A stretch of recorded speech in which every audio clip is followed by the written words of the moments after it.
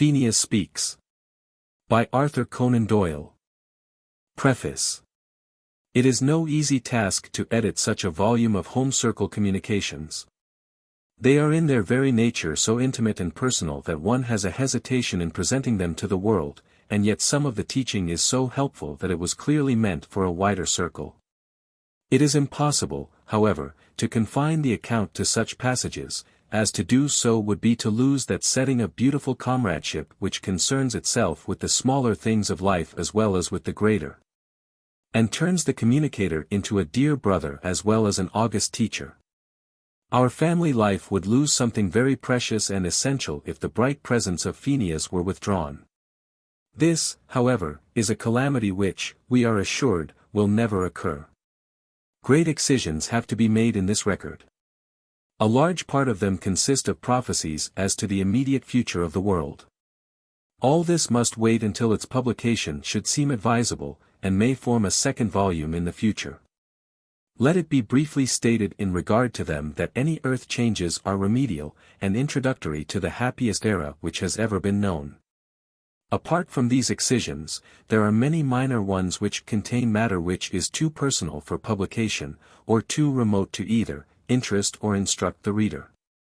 Only about 1/3 of the entire script is included in this record. It is now 5 years since the great gift of inspired writing first came to my wife. In her intense honesty and deep modesty, she somewhat retarded it at first by holding back her impulses in the fear lest they should come from her own subconscious self. Gradually, however, the unexpected nature of the messages, and the allusions to be found in them showed both her and me that there were forces at work which were outside herself. Sentiments were expressed quite foreign to our own. Information was given which was sometimes mistaken, but in many cases, as will be shown in the text, was absolutely correct, including many prophecies as to world events, which were later fulfilled. As to the mistakes, it is well that the reader should realize, if he does not already do so, that even a high spirit is not omniscient, and that the knowledge which he has is conveyed to him, and so to us, in particular ways which may lead to misunderstanding. It is for this reason that the recipients of such messages should always test each assertion with their own God-given reason, and apply to them all the usual safeguards of common sense. Our first written communications, dating from early in I-92I, were from relations and friends who had passed beyond the border. Occasionally also we had visits from strangers who were attracted by what they called the light, a common other-world description of the psychic atmosphere of a séance. This family intercourse, and the incidental interventions have been treated shortly, as they are of secondary interest to the reader. Footnotes have been freely used throughout to enable the reader to understand the situation. Here and there a name has been changed, which is better than that use of alphabetical letters which takes the human reality out of any narrative. On December 10, 1922, Pheneas, my guide, came through for the first time, and from then onwards he took chief control, though by no means to the total exclusion of the others. In April, 1924, the writing mediumship changed to semi-trance inspirational talking. The medium never completely lost consciousness, but her hold upon her own organism was slight. The eyes were tightly closed, and never opened until the power had left her. This has been the usual method of communication up to the present day, and careful readers will observe how the messages increased in power as fuller control was gained. I repeat that the sentiments expressed by no means represent those of the medium or of myself. Speaking for both of us, I may say that though we share the admiration which the whole world feels for the life and teaching of Jesus, we neither of us realized him in the vivid overwhelming fashion which was characteristic of some of these messages. I have personally often felt strangely unworthy of the role allotted to me of broadcasting things which seemed to come from so high a source, and were worthy of a far more spiritual messenger. I have found it impossible for this reason to transcribe many of these communications, but their general tenor is not affected by the omission.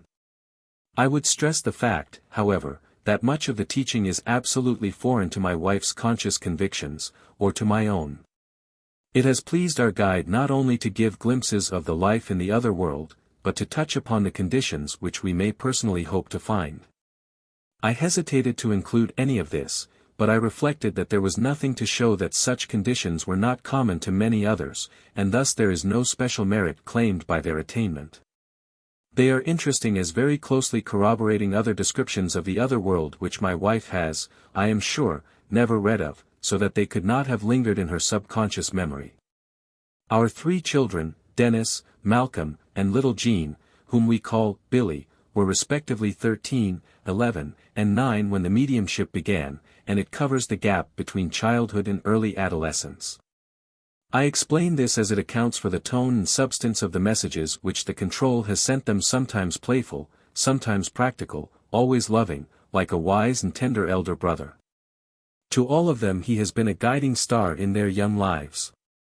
There are some no doubt who would feel that such intermediate relations take something from that wholehearted communion which should exist between man and his God.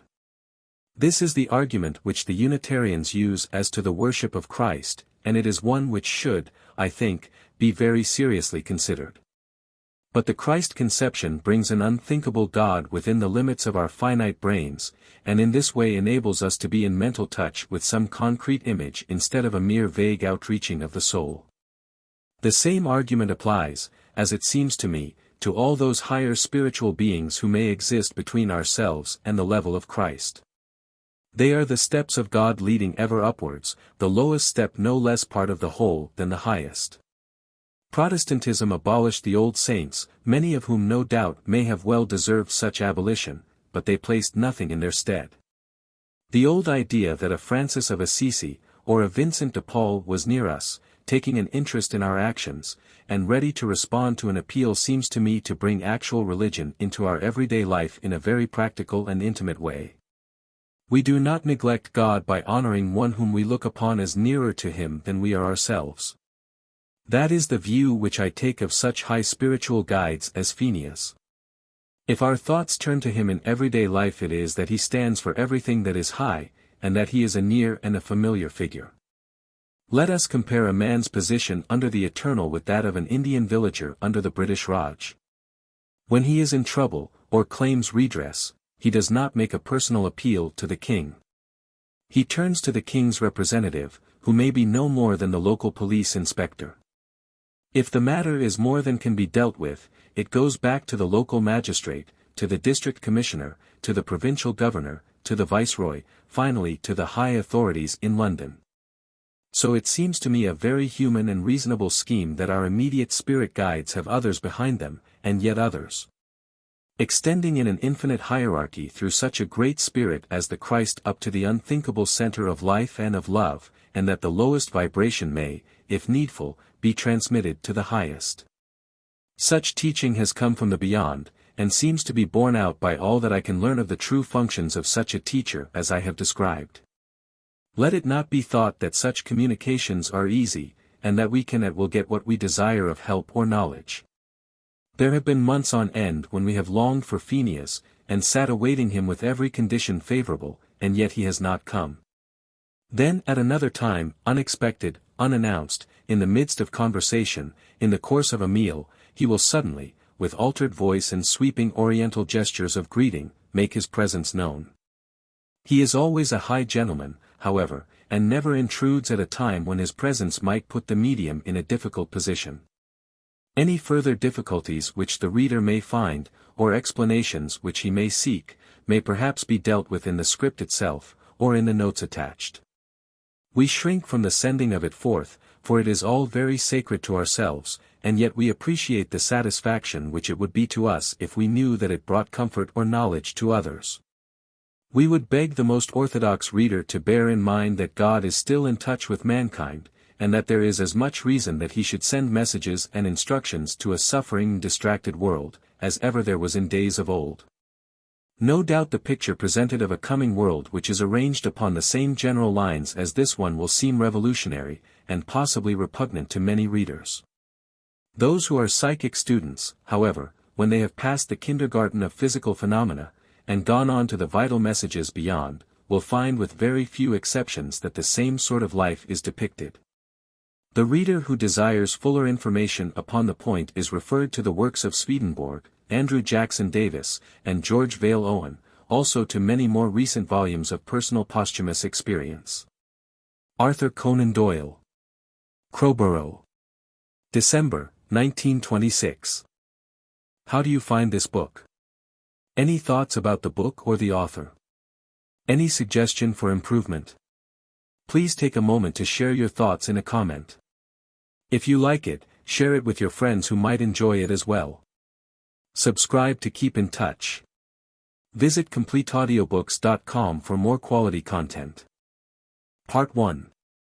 Some communications received apart from the Pheneas messages. As specimens of the family communications received in the early days of mediumship, I take the following, beginning at July 21, 1921.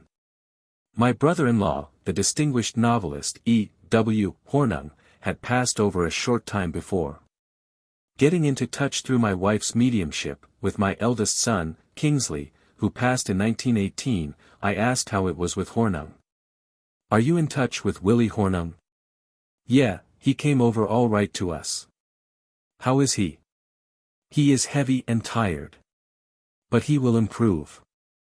Already he is better. His mind is more open. He had been intolerant about spirit communion in his lifetime. He is sorry, and he realizes things now. A long pause. I am Willie. I am here. I am so glad to be here. Arthur, this is wonderful. If only I had known this on earth, how much I could have helped others. However, it is too late. I am with Oscar. His son. It is so glorious. I am working and feel so well. It is so nice to be free from my asthma. You are happy then? It is a wonderful life, so high and fine in all ways. Worth living for. If only people knew. There is such heaps and heaps I want to say to you, Arthur. First of all, to tell you that I love you all. I have learned a lot since I came over here. Is your present work literary? Yes, of a kind. It is most interesting. I prefer it to my work in the world. It is so much more vital. It really counts. Could I finish any of your work here? Not much, thank you. It does not matter. We will leave it so. I wrote a preface about you in your posthumous volume. I saw it. For a time it is better not to speak to my people about this. You remember that Oscar sent messages? Several times. But we would not listen. Oh, the pity of it. Oh, the pity of it. The son had sent evidential messages through us, but the parents had turned them down on religious grounds. If I had my time over again, how different I would be. But it is too late. The knowledge was not given you. No, but I'll progress here. I am doing so. Well, I always admired you. Yes, I know you honestly admired part of me. It's hard to break off. It is such a joy to come back the first time. You are very welcome. Thank you, dear old fellow. My love to all. What's the use? They won't believe it. Never mind. Plod on. You will win through. Right is might. Goodbye. God bless you. This was very characteristic. He was fond of little jests and inversions of this sort. Some days later E. W. Hornung came again. This is good. I had been hoping to get through again.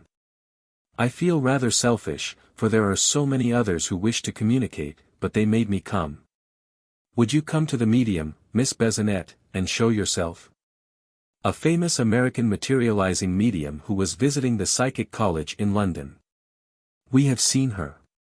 She is a fine medium and a good source. Is my teaching right? It's fine what you say and just right and true all of it.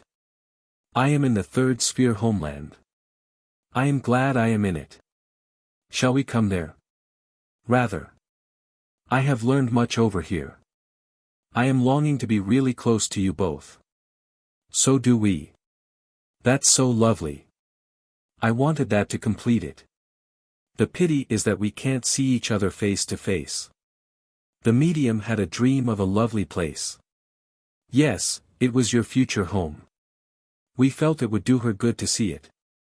She finds it hard to realize. She must believe it is true. She will one day live in it with you and your dear ones. It is a very sweet place, full of charm. There is water near and great peace. You have no idea how much we are round you all, or how we associate ourselves with your daily lives. How about Innes? Innes was my only brother, 14 years younger than myself. He died as Brigadier General and Assistant Adjutant General of the 3rd Corps, so worn out with his war duties that he had no reserve power to meet the pneumonia, contracted just after the armistice. Fear not. He will come through very soon. He is still resting. He needed it very badly, they tell me. He told me he had seen you, Arthur. I was aware of it. It was like a vivid dream. We are, of course, all together, but he is not doing much yet. I am so glad you have taken this up.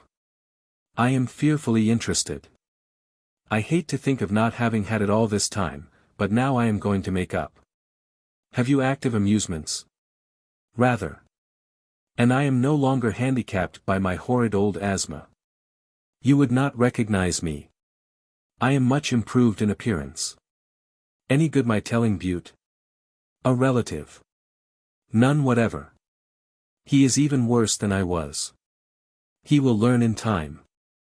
But a little too late. Could you help in psychic photography? I'm not sure that I can. Hornung came again, some months later. I take his conversations in sequence, but there was much between. Hello. I'm Willie. This is good. You enjoy coming? Isn't it natural that I should, considering that I have been cut off from you all so long? I do so love getting through to you, but I am so new at it all. Jean, the medium, has 2 fine guides, one a very high guide who has come to help her in this work. So many are here. By the way, there is a fellow here who played cricket with you upon Earth. He has just come over. He has never seen or heard of this Earth telegraph and is greatly interested. Can you get the name? Names are terribly difficult. You see, a name does not represent any sort of an idea. It is an indigestible chunk. You can't suggest it to the medium's brain. But I will try. The medium then wrote a sequence of letters which made no sense, but ended with Cini. If that is a name, it is an Italian name. I never knew an Italian who played good class cricket. Well, he is here and sends his regards. This was most evidential. Paravicini, who played for Middlesex, had died 2 days before, and neither the medium nor L were aware of it. I can't remember playing with him, but it may have been so. After our first American tour, Hornung came again at a séance. I had a message from him through a medium at Toledo, and I had actually seen his son Oscar plainly materialized. I am Willie Hornung. Hello. I have not touched you since Toledo. It is true, old man. We were there. Should we go to America again? Yes, rather. The seed needs sowing in many places. You know that I saw Oscar. I saw his materialized form with every feature clear as plainly as ever in life. Yes, he was awfully pleased that you saw him then, and that you are always so ready to get into touch with him. He is getting on so well over here in many ways. What about Cynthia? A living relative. I fear it is no good, old chap. She is too much in the grip of the church. Alas! She will be so dreadfully sorry. God bless you 1,000-fold and keep you in his care, all of you in this blessed home, the center for all of us on this plane. From that time onwards we heard occasionally from Hornung, always in the same characteristic strain, but presently the advent of Pheneas displaced the other communicators. I will now give some specimens of communications received in those early days from my brother-in-law, Malcolm Lecky, DSO, a splendid young doctor who gave his life under heroic circumstances at Mons. His messages are characteristic of his own sunny, light-hearted and modest character. Dear old chap. It is good to be here. We love to have you. I don't often come because there are so many others who need it more. I am so happy, and life is very full here and so interesting. I go on with my medical work, but it is much more vital, and means much more to me now. I am helping some on your plane. At Guy's hospital there is a good man whom I impress with my greater knowledge. He will be well known someday. Names are so difficult. You will be very happy when you come here. We would be glad to come if we could all come together. No, you are needed so badly where you are. You are greatly privileged in carrying the banner, Christ's banner. We'll see to your health, never fear. This is the sort of message which honors but embarrasses us. Ask about anything, dear old fellow. What about spirit healing? It is great, ever so great. Spread the news. The world needs it so. You would have called it quackery. But I know better now. They, the doctors, will get past that, and we will be able to work through them then. If only they would have open minds, and receive this great truth and knowledge. What about this drought? We are so sorry for you, on the top of the war. Humanity has had much to bear. They will not get down to the truth. Yes, you are right, Arthur. We all feel that. But times are changing. Soon you will see proof of that. What about your mother? She is so young looking, and very happy. She is full of laughter here. It is good to see it. We are helping to prepare your home. We know just what you both like. It is already looking sweet. At his next visit he said. It's I, Malcolm. I should so much like to send dear old Pater all our loving birthday greetings. We have all been with him so much. Kingsley is Dennis' special guide. The elder of my 2 living sons. He loves him devotedly, as we all do. He is sent direct to do good work in the world. He is a great trust. Guide him well. He is encircled with power which will lead him ever upwards, helping, strengthening and guiding him. We love him and you greatly. Malcolm and Billy are fine. My younger living son and my younger daughter. In your old world you do need bucking up so badly. Can we believe all this? We tell the truth, dears. We could not do otherwise. You died like a hero. I simply did my duty. A step was heard at this moment outside the door. I knew it was Mr. Lecky, Malcolm's father, who was not in sympathy with spirit communion. That was Pater. Yes, I saw him. It is such a pity that he can't sit too, so that I could have the joy of speaking to him again. Shall we say so? Yes, do, from me. Other messages from Malcolm Lecky will be found later in their due sequence. I would now give some early messages from my son Kingsley, and from my brother Innes. Neither of them were in sympathy with spiritualism in their lifetime, and both of them came back through several mediums to deplore the fact. The same applies to my mother, some of whose messages are given. July 31st, 1921. Kingsley is here. The power is good. It could not be better. There is so much I want to say in so short a time. Where are you? I am very close. I can see you all clearly. How fine that is. Yes, it is great. I hear you clearly. You will be able to see us soon. Jean's mother is here. She thanks you for those flowers. These have been put on the grave. We are a great party, all one and so happy. The ma'am, my mother, ACD. Understands all about this great truth now, and only regrets she didn't when with you. She could not know. Here my mother broke into the dialogue. Yes, but I ought to have trusted your judgment, my own son. Poor dear mammy. Not poor now, just the opposite. You did all connected with my affairs just as I should wish. Noise was beard of Billy at the door. That's my girlie. This was my mother's typical word. We live in our own homes. This is such a help. The bridge is found for us all. Leslie is all well, living near us, working out his own line. Barton is not quite in sympathy. He does not approve. He will grow in strength. We all do. It comes. Inclined to rationalistic materialism in life, though a most excellent fellow. Leslie was my brother-in-law, a distinguished officer of engineers. A friend, Lily, intervened. Lily was a high soul upon earth and my wife's intimate friend. She died in 1916. Jean, you are awful at not believing. It is really wrong, old girl. It is not your subconscious self. Do, for heaven's sake, get that out of your head. Trust more. We are too close to allow any intruder. Were you at my meeting? We all were. We always come to hear you whatever we may be doing. You did good work. You influenced some good people there who will help the movement greatly, so it was a rich evening in many ways. Kingsley returned. It is a joy to be with you. I am always near him, Jean, helping and building him up. The sun shines ahead.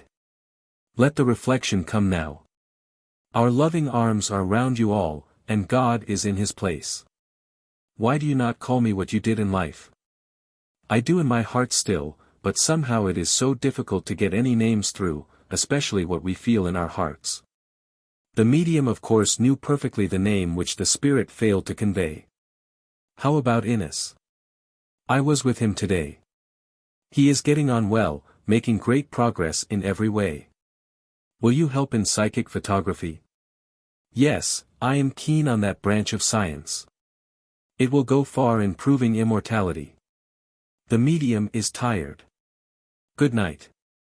God's blessing he on you both. My brother Innes came for the first time. I am so glad to be here. It is so grand to be in touch like this. Arthur, we have been with you at both your lectures. You did better work than you realize. Can you see John? His son. Rather. I am always with him and my dear ones. Thank you so much for your love towards him. It makes me so happy. He is going to be a grand man. I'm so proud of him. You were his age when you came to me. Dear brother, I remember it all so well. We will see heaps of each other in the time to come, such a happy time awaits you all. No more partings then. I saw you in a dream. Yes, but it wasn't a dream. We were really together. We often are when you are asleep. That is our meeting time. But you can't bring it back with you on account of your earthly work. August 2nd, 1922. A stranger came. He said, soon great things will happen, so that the whole world will see for itself how true all this is. No one will laugh then. Only regret will be felt for the foolish stupidity of the ignorant. I wish I could tell you what it is. It would gladden your hearts, and give you greater courage. For God's sake, Sir Arthur, strike hard at these people, these dolts who will not believe. The world so needs this knowledge. If I had only known this on earth it would have so altered my life, the sun would have shone on my grey path had I known what lay before me. October 10th, 1922. On this day an undeveloped spirit came who said he did not believe in God. I talked to him and said we would do what we could to help him. The prevalent idea so often put forward by our clerical opponents that an evil spirit should be avoided seems to me most immoral and unchristian. If a thing is evil one should strive to make it less so. Then Lily came, we told her we had tested the spirit. Always do so, dear ones. He heard you. You have helped him. He is coming again, he says, to talk to you. He says you are the only humans who have ever helped him since he died. We will help also. He is earthbound, so you can help him best. He has not been over very long. He will soon get on. He has a good circle working for him.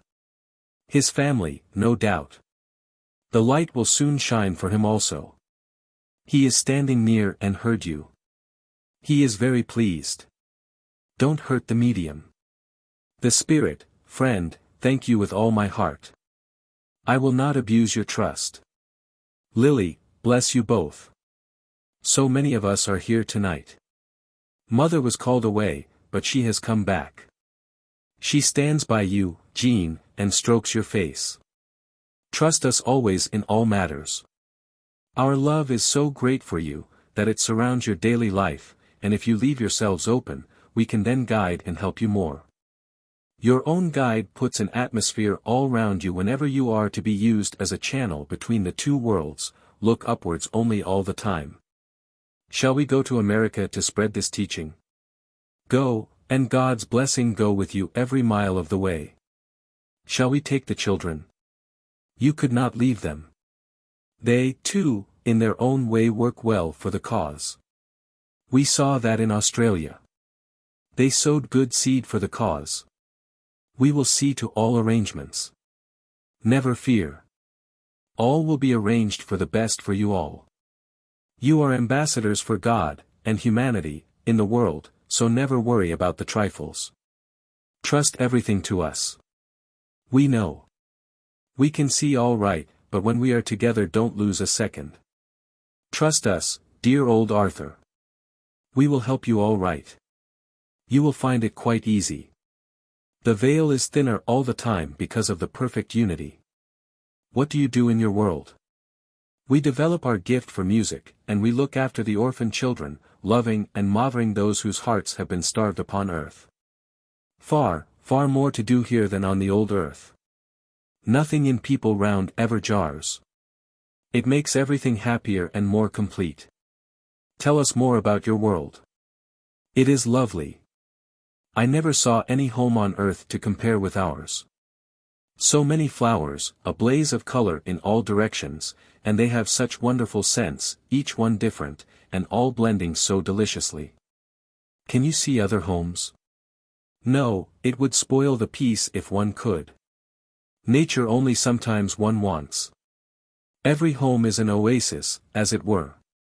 Beyond is wonderful scenery in other sweet homes, full of dear sweet, bright people, full of laughter, from the mere fact of living in such wonderful surroundings. Yes, it is beautiful. No earthly mind can conceive the light and wonder of it all. We have rooms as on earth, but so much lovelier. The colors are so much daintier, and the fabrics so much more delicate. The whole scheme of the home life is so much more radiant. Flowers cover my home. Such roses. Jean saw a piece of her future home. Bless you, dears. God's great love fills every heart with its own desire. In a dream vision. October 11, 1922. I had given the undeveloped spirit an appointment for 8 next evening. He came. I hope you are happier. You have helped me already. Please go on helping me. You are the only being who has since I left the earth. And I do need help so very badly. We will see you through. Bless you for saying that. Can you hear us? I hear every word. I see you too in this wonderful and sweet home. I want to say that I did not believe in a future life. And now I know I was all wrong, and I am all at sea in finding myself over here. Perhaps we can make it clearer to you. Please say anything that will help me, friend. I am ready to listen, for my eyes are opened. It is all gray. Yes, that's the awful part of it. One's surroundings are so horrible. I hope you will soon get out. For God's sake, tell me how. You believe in God then? Oh, I do, I do. I see it now for myself. You'll soon come along. Bless you for saying so. I'll try. I encouraged him and explained things to him. That would indeed be great. May it be better soon. Will you pray with us? I'll say a prayer with you now. We prayed. I just didn't care. But oh, how deeply I regret it. But your words have encouraged me more than I can say. Bless you 1,000-fold for all you are doing for me. Can you tell us of yourself? Not now. Please help me in my present plight. My mind is open now to any idea. It is no longer closed. Be unselfish. Try and help the other unfortunates. You encourage me so. I shall feel less lonely if I talk to you as often as you can spare the time. Thank you with all my heart. Tell us of your surroundings. In good time that may come. Let me get right first. Already it is easier. A little light seems to glimmer through the darkness. My mother came. You have already done that poor man great good. There are many like him through that dreadful materialism. Dear one, to me, don't work too hard. I smiled because this was characteristic. Don't laugh at me, you naughty boy. I'm much younger. You were thought once to be my wife. Yes, wasn't it fun? God bless you, my own dear son, and my own beloved Jean. October 19, 1922. The Grey Spirit came. Oh, I am so much better, dear good friends. I am trying very hard to go uphill. What about God? I begin to see how wrong I have been in that direction. My mind is learning many big truths. I have seen my own dear mother, who passed over many years ago. She says she has waited for me. Did you not see her before I spoke to you? No, not until then. I was in too dark a place for even her to penetrate. You must help others. I have already been able to help one poor lonely soul over here, and he is better too. When did you die? I have lost all sense of time. I don't know how to say how long it is since my death. Who was king? Oh, George. I will tell more later on if you will only keep in touch with me. Your mother can do all that. Yes, but you can help me so tremendously. Some day I hope I will be able to repay you in some small way for all you have done for me. Do you mind my coming to you? I could not resist speaking to you. I want to tell you how I am coming on. It is all thanks to you. Oh, I am so much better and happier. I have traveled far. All thanks to your guidance. Yes, thank God, my mother has reached me. Before, the darkness was too deep to penetrate. Are you level with our people? Not yet. But before long I will be in their wonderful homeland. Let me just say this. God bless you and the medium, and this dear beloved home of light. We learn from this spirit that the vibrations are so different between different grades of spirit life that he could not see our own people when they were with him in the circle, but only a light. They, however, could see him. June 1, 1922. My mother came. The children being present. Oh, my dears. I am so glad to be with you all. God bless you, darlings. Why, of course it is I, Jean, my beloved. I am so glad, dearie, that you brought the lambs tonight to meet us. My son, you are tired. It grieves me to see you so. Do rest more. But I know Jean will see to that. God bless her for taking care of my dear, beloved son. There are many here all drawn by a great love. This was a characteristic phrase. Were you at Miss Besonette's? We had a séance with this great American medium. It was Jean's mother and Lily, but I was there too. Uncle Henry is here. All the uncles and all the other Catholic relatives are very much in sympathy with you now in your work. To the children. Bless you, my treasures. Your guides are very noble souls, high and lofty, and when you try to do your best in your daily life you please them beyond words, and make their work easier. Their names would convey nothing to you, but still you will know them very soon. Yes, Dennis, he sent the name, Sebastian, through to you. He is so sweet a spirit, beloved by everyone over here, and Dennis takes after him. He is so proud of the way the boy is developing. You, too, Malcolm, dear one, have so lofty a guide, noble and very high of purpose. He loves you greatly, and wants you to realize his presence in your daily life. You have the power to reflect his greatness upon earth, live up to his beauty of character, and make the place you fill in the world great. God bless you. Bless the sweet child, Billy. She is greatly loved by all over here. She has 2 guides, one a child, and one a very lovely spirit who has been over here some time, and whose joy it is to work upon the earth plane by training, and by influencing those whom Christ has given him charge of. Another spirit came. I am John Delane. What, the editor of The Times? Yes, of course. This is grand, Doyle. Really, I am so glad to talk to you, old friend.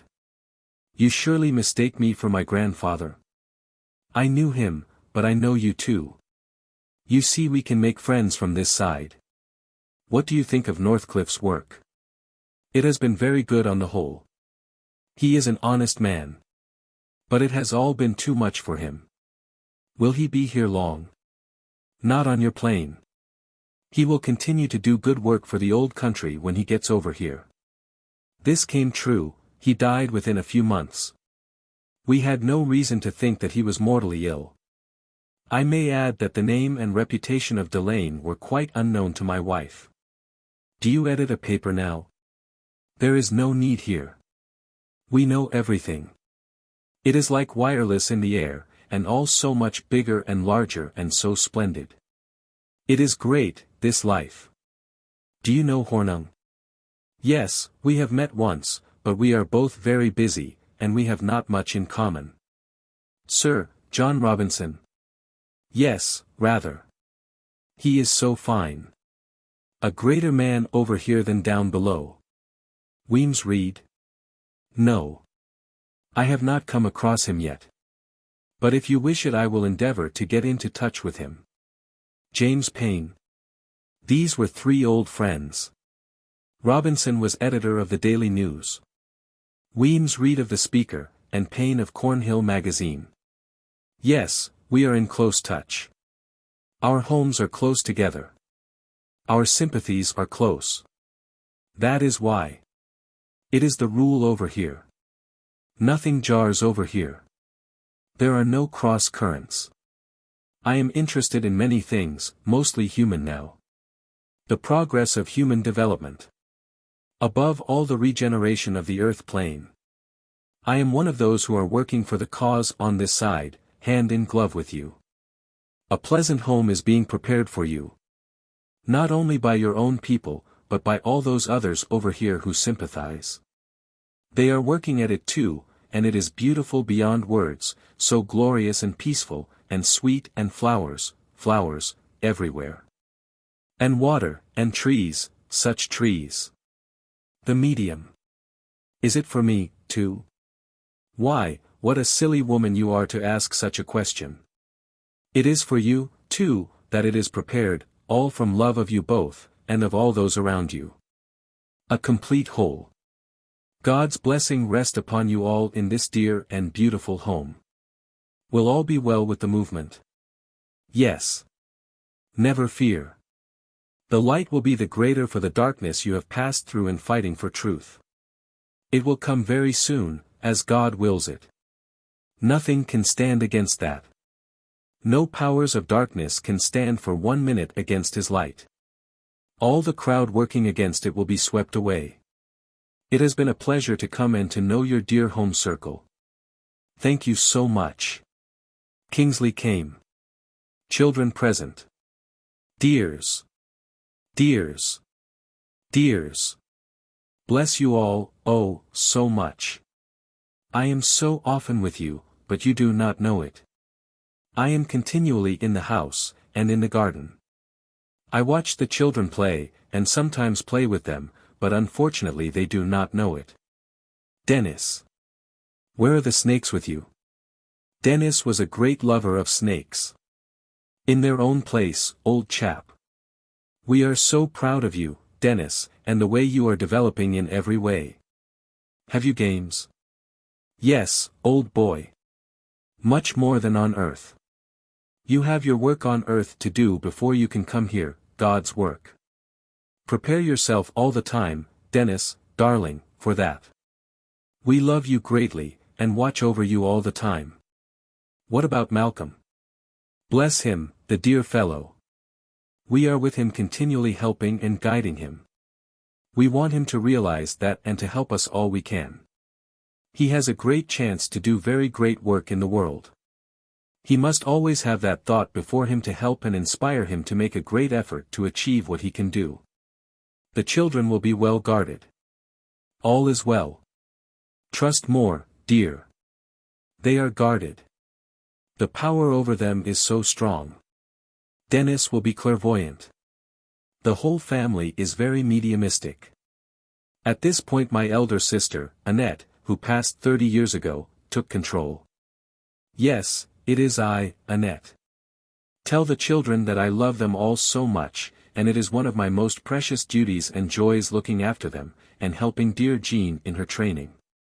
They are so beloved, and will do you both great credit, and will bring joy to your hearts, and a golden light to your life. God's blessing rest upon you all, my dears. Where are you? It is difficult to explain to you the conditions over here. I am where I would most wish to be, that is with my beloved ones, and where I can keep in close touch with you all upon the earth plane. You will be out of our reach. Never, dear Arthur. Have you food over there? Not in your sense, but much nicer. Such lovely essences and wonderful fruits, and other things besides which you don't have on earth. Much awaits you which will very much surprise you, all beautiful and high, and so sweet and sunny. Life was a preparation for this sphere. It helped to prepare me for it. Without that training I should not have been able to enter this glorious and wonderful world. The earth is the training ground where we learn our lessons, and this world is our great reward, our true and real home and life, the sunshine after the rain. Good night all, my great dears, whom I love so. Please remember that I am continually in your beloved home, working with you and through you, and guarding you all. November 15, 1922. With my sister D. In the new flat. Of course it is I, Mammy. My darlings, it is such a joy to me to be with all you dear ones in this dear new home. Bless it and you, and all who enter its doors. You see I am so happy to get into touch with you that I use too much energy I suppose. She was writing too swiftly. D, my darling girl. I am so glad to talk to you once more. Try this yourself. You will have the power also. I see you as plainly as if I were sitting in this armchair. Oh, do go on, Jean, dearie. Time is so precious, and there are so many here wishing to talk. I do so wish you could see me. Oh, Arthur, my boy, my own beloved son, this world is so wonderful. All that you are telling the people about this life is true, true. My one regret is that I did not fully realize what you were doing when I was with you, but now I know, and I am overjoyed at being able to work with you from this side. Poor Cynthia, so good and kind, but alas. Her church is filling all her thoughts and her life to the exclusion of all other ties. You can do no more, my son. Leave the rest to God. D might learn to write. Oh, my dear, that would be such a joy to me. We will keep in close touch then, and I can help and advise her as I long to do, and will do. What about the undeveloped spirit? I know. Yes. He is getting on. I want just to tell you this, that I am happy, happy beyond all the words that I could use. There are no words to describe the wonder and joy of this life, the peace of it is past all understanding. Oh, that men could know what lies ahead of them, what there is to work and live for. All would be so much easier for them then. They could endure more if they knew. My child, there are oceans of things I want to say but I must not tire you, my lamb. God's great blessing rest upon you all, and keep you in perfect peace. All is well. Good night. Characteristic. December 28, 1922. Alec, a nephew by marriage, killed in the war, came, accompanied by my son, Kingsley. Kingsley. I had to come. Alec was so anxious to come. He is beside me now. I am with you all the whole time. Tell Mary she must keep up her music. She will be so glad when she comes over here if she has used her gift to the highest and fullest. Let that inspire her. Tell her I am with her continually. Alec wants to speak. My elder daughter, my wife's step-daughter, Kingsley's sister. Alec. This is good. I do wish you all had better eyes and could see me. The power is going, so be quick. I was at the cenotaph, and so was Kingsley. We went together with some of our dearest pals. I don't know if I was photographed. But you go to Mrs. Dean and be photographed, and I will be with you. Then you will know how close I am with you in all that you do. My work over here, thank God, is to look after my people. I only wish I could give you all some of my happiness, it is so great. January 18, 1923. I am here. Mother. Did you see the flowers? Yes, I saw them, and I loved you both for buying them for me. I loved also those from your dear home. We had put some on her grave. Dear ones, your tour in America will be a very great success. Strength, enormous strength, will be given to you, dear. It was. It makes me so happy to see you both. So it will be for all eternity. Jean, darling, if I had planned my future I could not have thought of such perfect happiness, such joy. You cannot fail. The power behind you is too great. February 11, 1923. A dark soul came. Made a motion of doubt and despair when we asked him if he believed in God. I consoled him. I was a very old man. How long over? It seems an eternity. This is a wonderful home. If I had had such a home I would have been different. I will come again. Thank you so much, my new good friends. What name? Just a dark soul. You will soon be right, I hope. With God's help. Oscar Hornung came. You remember the London sitting? Rather. I loved hearing the children's voices. I know you saw me. I'll show myself again to you both. I have never seen your father. And you won't for a long time. Your mother will learn, I hope. It won't be very long, I am thankful to say. Of course I know Cyril. I am very fond of him still. We'll be with each other a lot when he comes over here. Tell him not to worry about anything. A lot of happiness lies ahead of him. Things will be better for him than they have been for years. My brother-in-law. The power is not so strong tonight. The vibrations of last night are still in the room. Some people, who were rather material, had been there. Soon the atmosphere will be cleared again. Who are the children's guides? When the time comes you will know. All of you will know and see your guides one day. Bless you all. We will be at your side. With this great knowledge at your heart you are greatly helped. Therefore help others all you can. Look ever upwards, and just try your best day by day, and that will lead you here in the end, right up to this glorious world. February 13, 1923. The dark spirit came. I feel that I have now someone who is interested in my condition here, and that is a great help to me. With your help and encouragement no doubt I shall progress into something better. What was your creed? I never thought of such things. That is why I am here. It is very grey and lonely. I only hope you will never find yourselves here. Could you tell us of yourself? Not yet. I should like to very much later. I was a snob in life. I wish I had known more people like you, real humans, not just society fluff. My father was pretty high up from a social point of view. My mother also. They passed on many years ago. Have you seen them? No, not yet. They did believe in God. Thank you for keeping this appointment. What you have told me heartens me beyond words. There is mercy for all. Thank you for your help. Now I will go ahead. There is something to live for after all. Bless you all. I do already feel happier. Are you still there? Yes. Do you think I want to go? Rather not. Can you see our people? I can see a wonderful light round you. That may mean them. Don't hurt the medium. No, I promise you on the word of a previous gentleman. Did you live in London? Yes, for the season. I shall never be able to repay you for this. Shortly afterwards this dark spirit came and thanked us for helping him. The mist is not so thick. Are you on the earth's surface? I cannot tell. A second stranger said. This is the first time I have been back, and I have been over many years.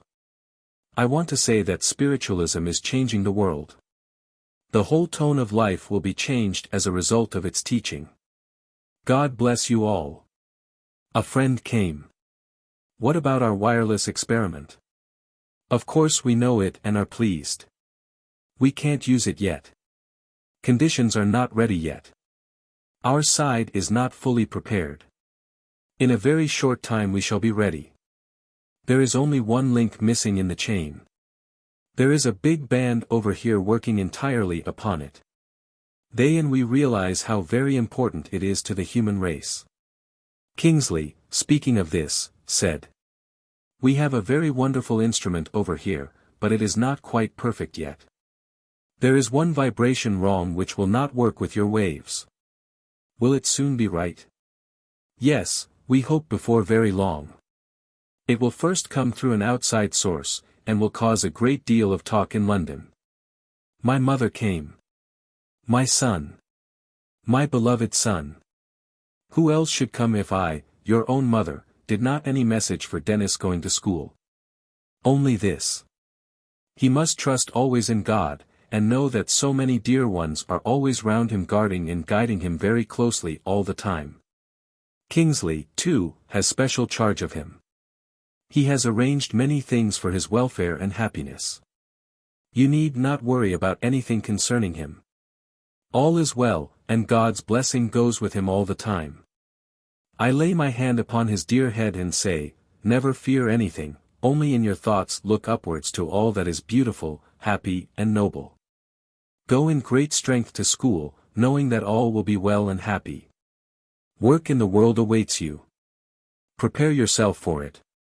Live up to the great privilege which has been granted you to do this noble and uplifting work for the world. God bless and keep you in his loving care. To Malcolm, my second son, Tell the dear laddie that we love him very much and watch the development of his character with close attention. He has a noble and very dear guide who loves him greatly, and he asks me to tell him that he will watch over him very closely through the term. He says he wants him to try very, very hard to have a high and gentle influence, an influence that will be felt through all the school. Malcolm's guide made a great name for himself at his own school when on earth. He was greatly loved for his high moral standard, and left a great reputation behind him. And he is most anxious that Malcolm should follow in his steps. God's rich blessing goes to him, and our love. There are 22 people here round you tonight, all loving you greatly, some you have never met in life. October 12, 1923. Mother came. I am 1,000 times more joyous than when on earth. I want to say this, dear, that the world is nothing, and all that is in it is only a make-believe. This is the real life where we can express ourselves to the fullest, where love prevails, and where all sorrows flee away. We have all been helping in Japan. There had been an earthquake with great loss of life. Are there many spirits present? More than the room will hold. Mrs. Blatchford is often with you. She is in your circle. Not now. She is with a daughter who is not well. This proved to be true, and is highly evidential. The deceased wife of Robert Blatchford, the well-known publicist. Listen to me, dear one. There will be great changes shortly in the spiritual life of the country. There will very soon be a great and good man who will come to help you in the fight. He is almost through the mists now, and will soon be at your side. October 29, 1923. A half-hearted spirit came. Do you believe in God? Yes, in a way. I gave him some advice. Thank you for what you have said. Are you the dark spirit we used to know? No, he sent me. He comes down here to help us. I will try to go ahead. Money is the curse of the world. I don't want to leave the warmth and happiness of this wonderful place, but I will go, as you say I must, but may I come again, and will you promise to help me? You can stay here. You are indeed good and kind. I will if I am permitted to do so. December 30th, 1923. A strange spirit came. Do you believe in God? I did not until I came here, and then my eyes were opened. I am too above the earth plane. I simply thought of money. I realize that now to my cost. You will be all right in time. Bless you for saying that. It is not so dark now. Mother came. I should like you both to have a little holiday. You should take care of your health. My darling, I carried off some of the flowers you put on my grave, and had them in my home at Christmas in memory of my own little girlie. Then. You keep Christmas. Very much more here than on earth. It is so happy for all. A time of great rejoicing and love everywhere. Is Lily there? I see her every day. She tries to fill your place until you come. Her home is near. Your home is very, very near, and so glorious. Like this one? No, ever so much more beautiful and graceful, and so full of flowers and all that is lovely, and then we have our own atmosphere. February 4th, 1924. Reverend Vale Owen and wife present.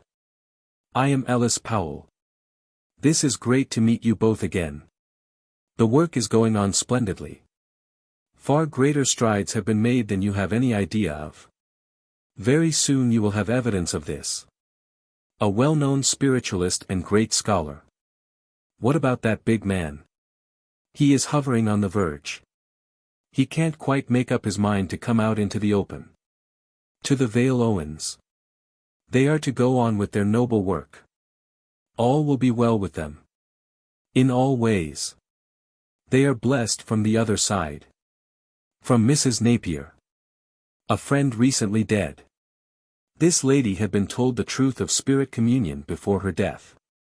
I want to thank you with all my soul for what you did for me on earth the night you dined with us. I cannot tell you how happy I am with all those I had lost. Now I am living. Do you approve our work? Yes, in every way. Will you help the work? It is my great joy to do so in a very humble way. You have got a most wonderful bodyguard round you. Please give Lady Cowan my love. May 25th, 1924. Mother came. 8-0 happy, darling. We live in a most wonderful home. This life is very wonderful, so full and happy and peaceful.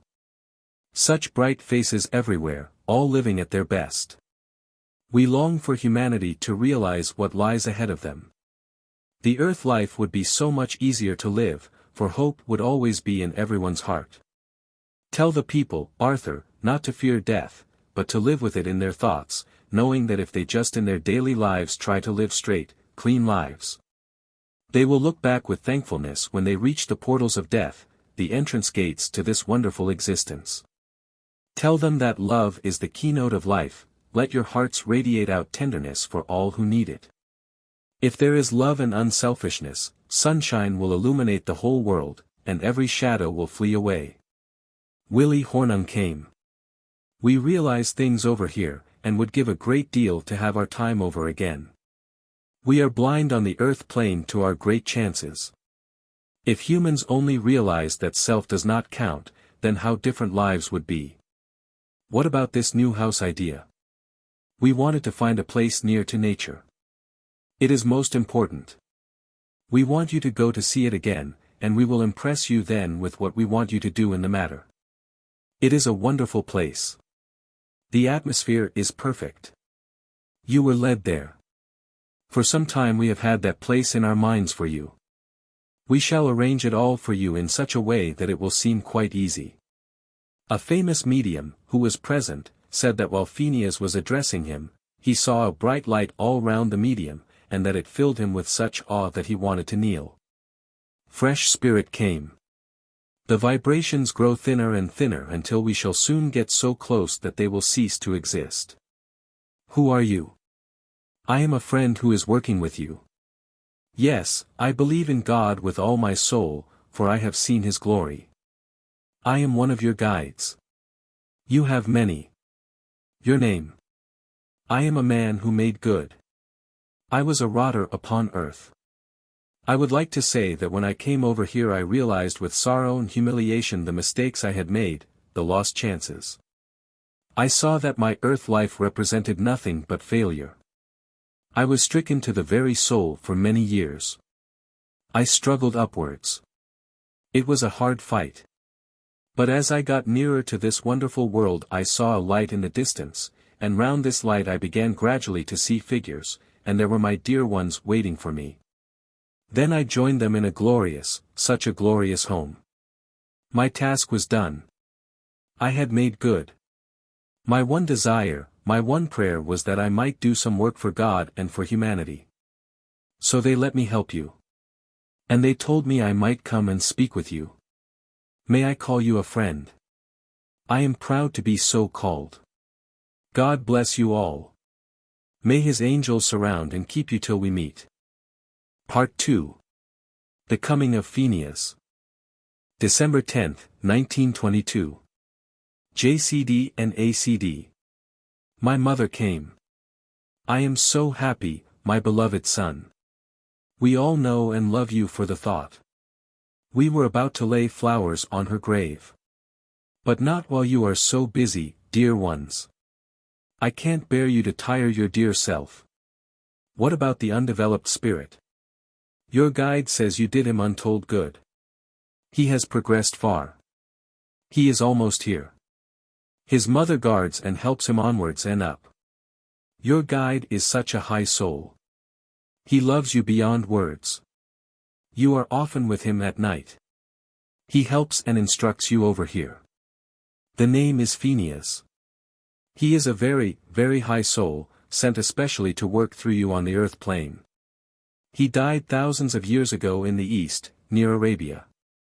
He was a leader among men.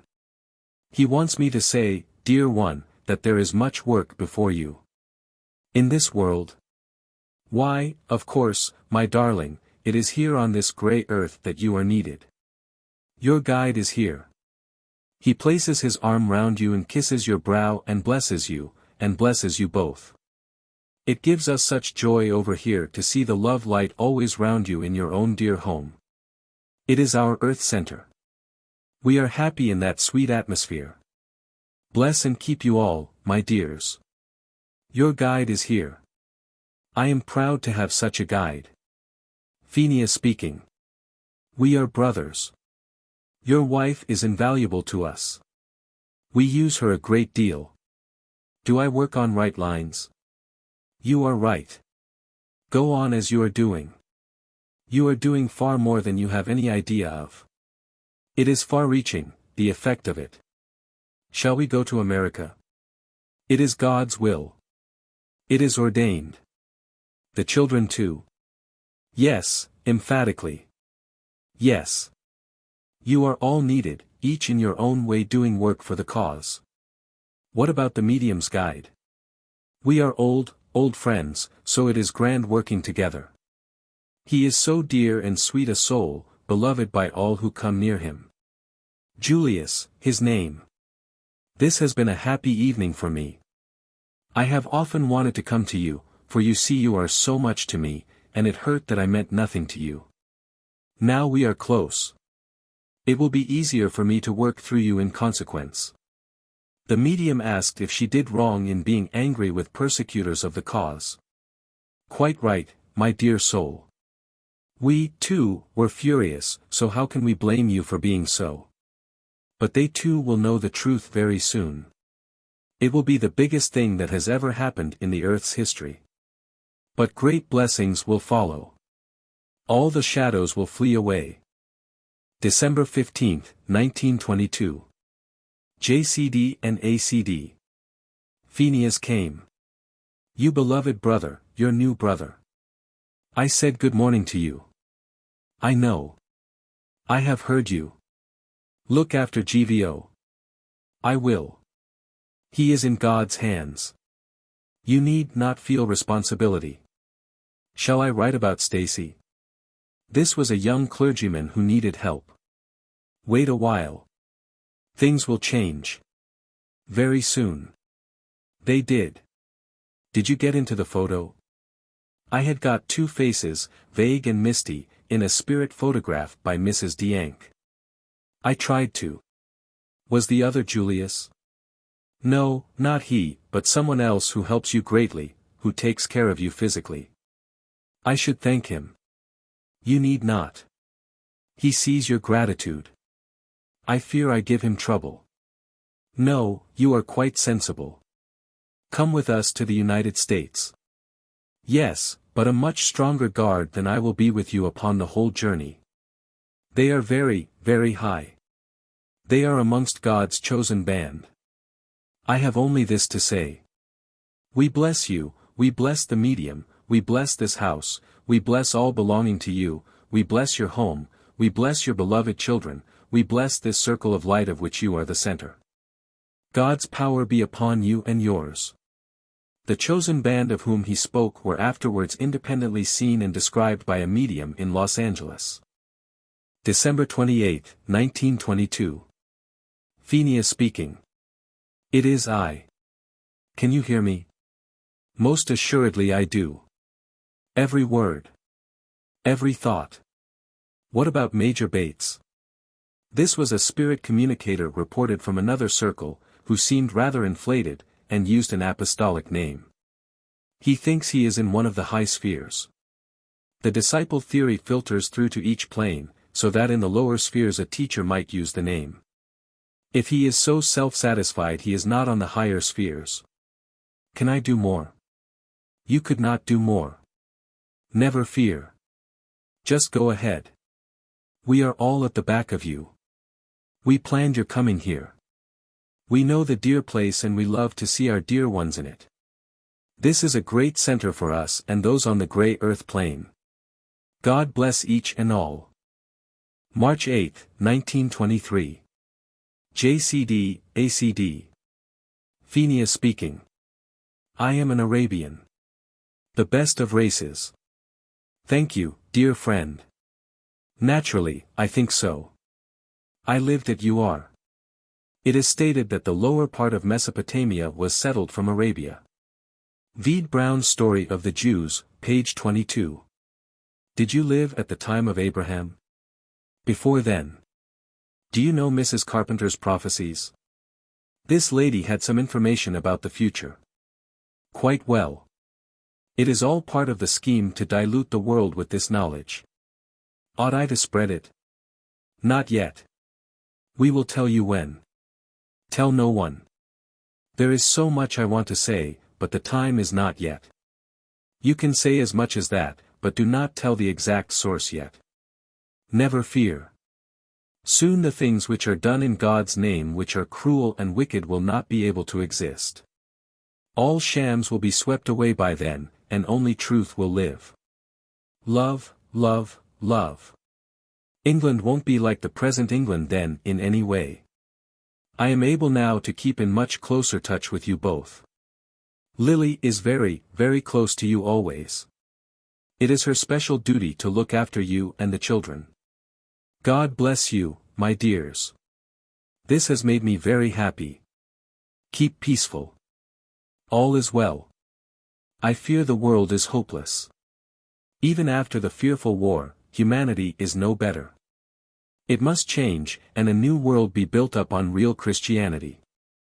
This which you are preaching is the foundation of what is coming. All cruelty will vanish, because mankind will know and realize things then. Love will prevail, and so God's personality will live everywhere instead of darkness.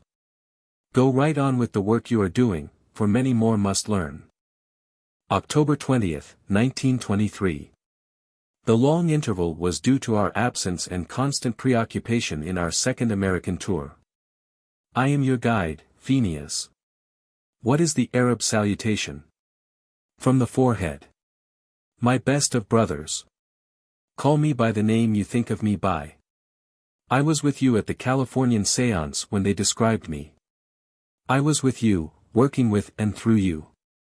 A medium had described a very noble Arabian figure behind us. On my health. I will make you rest. NB 3 days later I was knocked down by a bike, and had to lie up. You are to do what we say. Rest will not be time wasted, but gained. You attempt too much all the time. Let things wait. No harm will be done. You are to walk a mile morning and afternoon. Whatever the weather is like. No tea. No work before 11, nor after 6. Drive Westcott will work on you at night. Take bismuth twice a day. The hut is good. Don't have the phone there. The tired feeling will then quickly go. You must. Yes, it is vital. January 19, 1924. Before the boys return to school. I am your beloved son's guide. I shall be with you continually, my own dear boy, to Dennis, helping and strengthening you in every way. Now I want you to realize this, that to win great things you have to make an effort, so try hard to look upwards. Realize this, too, that you also have great work to do upon earth. Prepare yourself to be worthy of the privilege. Brace yourself up in all ways, and remember the love of many unseen dear ones is always round you, so you can never, and should never be lonely even when far from your beloved home. God's blessing rest upon you all through the weeks. Try hard, dear boy, to win what we have put aside as a great reward for you. You each have a strong guard round you. All will be well with you if you only do bravely what comes to you on life's road. You each have certain things marked out for you, and if you each try to do your real best in them, there are certain very great joys and happinesses in store arranged for you when you come to your wonderful home and life over here. Then how thankful you will be that you did make the effort and did not miss these things which will gladden your heart so much.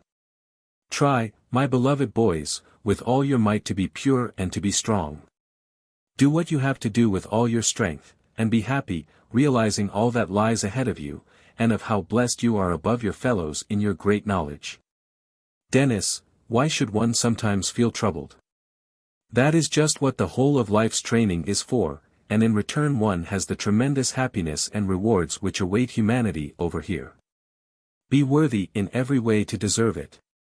Just try in your daily life to do your simple duties as they come, that is all that is required. You will be greatly helped in every way. Never fear or doubt. Sebastian is my spirit name, my beloved boy. Kingsley is very busy on an important work far from here. Gird up your strength to do all that we have set our hearts on this term. We are more proud of you than I can tell you, my beloved charge. You more than fulfill all our hopes. We were so happy that you realized our presence and nearness. The veil is ever thinner, so we can help you more and more. We meet often over here at night. I was an Oriental, an Arabian, and I lived some time after your father's guide. You come over here at night.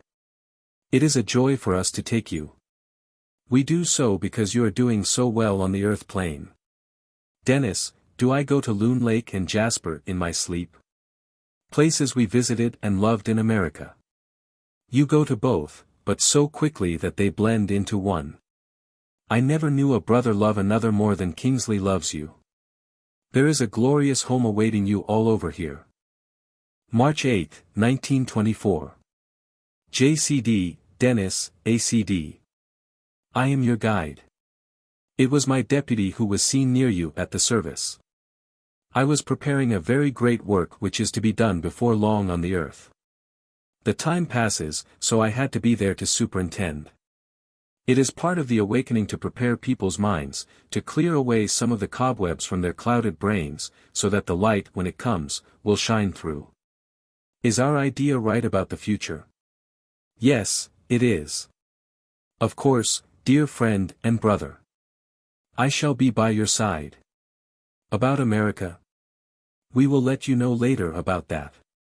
Those over here who are working with you have 2 or 3 plans in their heads. As soon as they have worked out their future scheme of action, we will at once let you know, so that you can make your plans accordingly. You are very well looked after, so have no anxiety. We all need your help, so of course great care will be taken. Then came a wonderful gesture of soothing and peace. Another spirit came. Do you believe in God? We always ask this as a safeguard, as advised by St. John. I do. I do. I do. Who are you? You talk to a man who used to know Pheneas as a boy on earth many thousands of years ago. Where? Near Arabia. Pheneas was a magnificent man when on earth. Honored by all who knew him. He is a great power over here. He is here now. He stands by you. But he wished me to make your acquaintance. What name? That may come in time. We will call you Pheneas's friend, and mine. That is grand. In this room at this moment are some very high spirits. The light is great. Even I can hardly bear it. Pause. I should not have said even I. That was not worthy. Christ would not have said. Even I. Nor would Pheneas. You meant no harm. No, I didn't. Truly, truly I didn't. Very great power is collecting round you at present. Because of what lies ahead of you. May I be worthy. The day will come when all men can see. Some will then be stricken to their souls, others will be uplifted, others ashamed, and others will fall on their knees with joy. The truth will be written large in the heavens so that all can see. What practical steps should I take to spread this truth? We will tell you when and how to move. It is advisable meanwhile to use your own judgment and to speak with those whose minds seem to you to have a window which may admit light. Written in Winchester Cathedral, Sunday, April 6, 1924. We were kneeling, in the dim cathedral when the urge to write came upon the medium. Pheneas writing. Beloved. Before long the real Spirit of God will come into this, His house. All will be changed and the people will come then. It is an empty shell now. Soon it will be filled with God's radiance. You shall be guided. Peace be with you and yours, and God's sun shine over you all. The shadows already are falling upon the earth. Signs will come more and more rapidly, so that the eyes of the people will soon be opened. Their unbelief will fall as a dark garment from them. Look upward always. God is in heaven and all is well. April 19, 1924. JCD was taken by spirit control, Pheneas, and spoke. He said that all would ever be well with us. That great changes were at hand. After some hesitation he said that the time was not yet ready for me to speak. When I did it should be bit by bit. He said that God would be manifest upon earth. He said people would be softened. All hypocrisy and pretense would vanish. Spiritualism would come into its own. It was almost wonderful and impressive. April 27, 1924. Pheneas speaking. Each of you has his work ordained, for that time, to help and guide those who know nothing.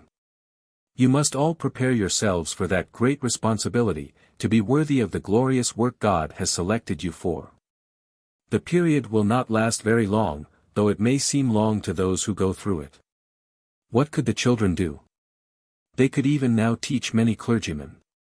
Mr. A says it will be mental. He knows nothing. What should we do exactly? You will be instructed. Listen to this. Years ago in Jerusalem was a man, and he was great, and the world would not know him. But the day is at hand when all the world, all colors and creeds will bow to him, and every knee will be bent. You will love the work when it comes. You will be happier than ever. So will all your circle. Your psychic powers will be developed then, and you will yourself see as you have great psychic power, but we do not encourage it, for we are sure you would rather work for others. At your lectures your halls are crowded with earthbound spirits. In reply to the usual test question. I believe in God, for I have seen his glory. We shall go with you to Bromley, beloved brother. All the time you are working for the cause. I was lecturing there next day. We guide you always. It is best not to press things, but to leave them in our hands. We have our plans all arranged, and as the time approaches we impress you, and you will have no trouble or doubt. The difficulties will be smoothed away in all directions. This was so. May 31, 1924. ACD, JCD. Great things are approaching. All that has the slightest glimmer of spiritual life in it will be cultivated, either in this world, or in the higher or lower spheres. God will come into his own at last, and all shams will fall away and all wolves in sheep's clothing be exposed. The last will be first, and the first last in the eyes of all men. But all the sects will react to it. Every sect is done for. The people know too much.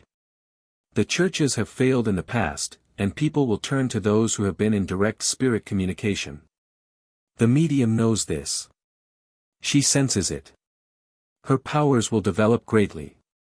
She is, as it were, a small bridge between two enormous countries. There is a deep chasm, but you can clasp hands over it. Take all this down. We are most anxious to have a record, as it will be invaluable. I lodged a complete record at my bank. Through this knowledge they will have consolation. They have been like sheep, rushing about in all directions, beating their foolish heads against a blank wall in their attempt to find the door of death.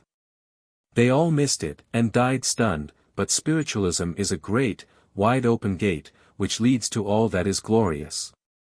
We must keep close, for people can't do big work without hope and confidence, and anticipation of great happiness. We are always in close touch with you. June 15, 1924. Family, Cyril, our clerical relation. Pheneas Speaks. We have been waiting for you to sit. Time is short, and there are few channels for us to tell so much that is important. Don't lose an opportunity. I want to say this. A new world will arise, new in all ways. Then all the shadows and darkness of the present world will be extinct. If humanity knew how different the world could be. Waken up their sluggish minds. You are helping all the time.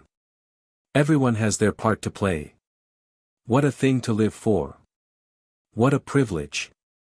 The veil will be rent, and all shall see their dear ones.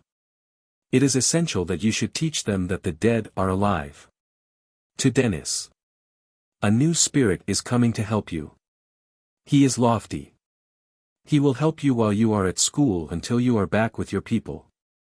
He is a wonderful guide. He will help you greatly. He comes for that special purpose. He is a wonderful spirit. Have no fears. All is well. To Malcolm. Remember God's blessing rests on you. Live up to that in all ways. You are meant to do work for Him. Try to work towards that. You are going to have a great opportunity. We are pleased with your progress. Go on. You have a fine guard round you. You can be great. Billy is grand. She, too, will have a lot of work to do when the time comes. All the children are blessed in their knowledge. Look forward with infinite peace of heart and soul. The sunlight is on the path, and your shadows are all past. How shall we know Christ? How could anyone fail to know Christ? Yes, the chosen will see Christ. Every soul will see Christ eventually. Every soul will grow until only the Christ Spirit will be there. This corresponds with St. Paul's saying that every man has a Christ in him. This message has already gone to a certain number. We are now using every channel, but don't want it preached. We want it to come to full tide. It is essential that you sit more often. The big man I told you of is held back by worldly weakness. There are many leaders doing good work. There are noble saints in all creeds. At this point the light became too low for me to write. Pheneas went on to say that among the chosen would be many savages, and others who had been good men. They had a better chance than bigoted theologians. The state of the churches was a scandal, and a cause of deep shame and sorrow to those on the other side. They were really against God rather than for him. Where was the warmth of love which should exist in them? July 5, 1924. When the great change comes to humanity, then all creeds and churches will cease to exist, for the people of all nations will realize how they have utterly failed them in their hour of need. Every color and sect and nation will turn to spiritualism, and so the world will be changed, and the shams will be swept away forever. Then comes the millennium. When you come over here to the land of your dreams, you will find that only love prevails, and the sun shines, and all is beautiful, and the heart is never hurt. From here you will see the progress of the world under the new conditions. It will all be most interesting and wonderful to behold. The crop is nearly due, the seeds are almost all in, the rain is now to come, and then the sunshine. It is the greatest thing that could possibly happen for humanity. God bless you and your beloved soul's mate, your boys, your girls, all those you love, or who have ever been kind and loving to you. Is it Pheneas? Yes, it is indeed, my most beloved brother. You must take care of yourself. Tomorrow keep warm and rest, and we will work upon you. N.B. I had a chill. ACD. To my wife. There is no need to worry or be anxious about him. Can you hear us? Yes, and I can also see you all. I told him of the Brayan seer. He was a Scotch prophet of the 5th century. The prophecies of the Brayan seer are now published. Thank you. It is most interesting. That has no doubt been all made up to him. One always gets level. Always. How about Cynthia? Here Pheneas departed, and presently another took his place. He has gone to inquire, but he left me to keep the vibrations open for him. I am on guard. I am Johanna. I work for Pheneas. He is indeed a very, very high spirit. Not Johanna of Arc? No. Has she ever been near us? She has several times. Your book and your interest in her brought her to you. She is a very great leader and force over here for the proclamation of this great truth upon the earth. She is one of those who will meet you upon your arrival in this glorious world of life. To Dennis.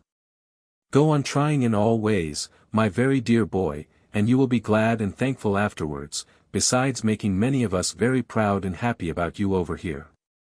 God bless and guard you, one and all, in this dear home circle. July 8, 1924. Pheneas Speaks. My beloved ones, you had closed down by the time I got back. Johanna is my right hand. Cynthia is progressing, they told me. She will soon be all right. Yes, it depends upon her own efforts. I want really to say many things to you. So much that is of importance to the world has been decided upon here of late. Oh, my God, what a good thing it will be when the dross, will be swept off the earth. The make-believe, the poison, the sham gods that have been created, the theology which has arisen like a great cloud between humanity and God, the Father and his children.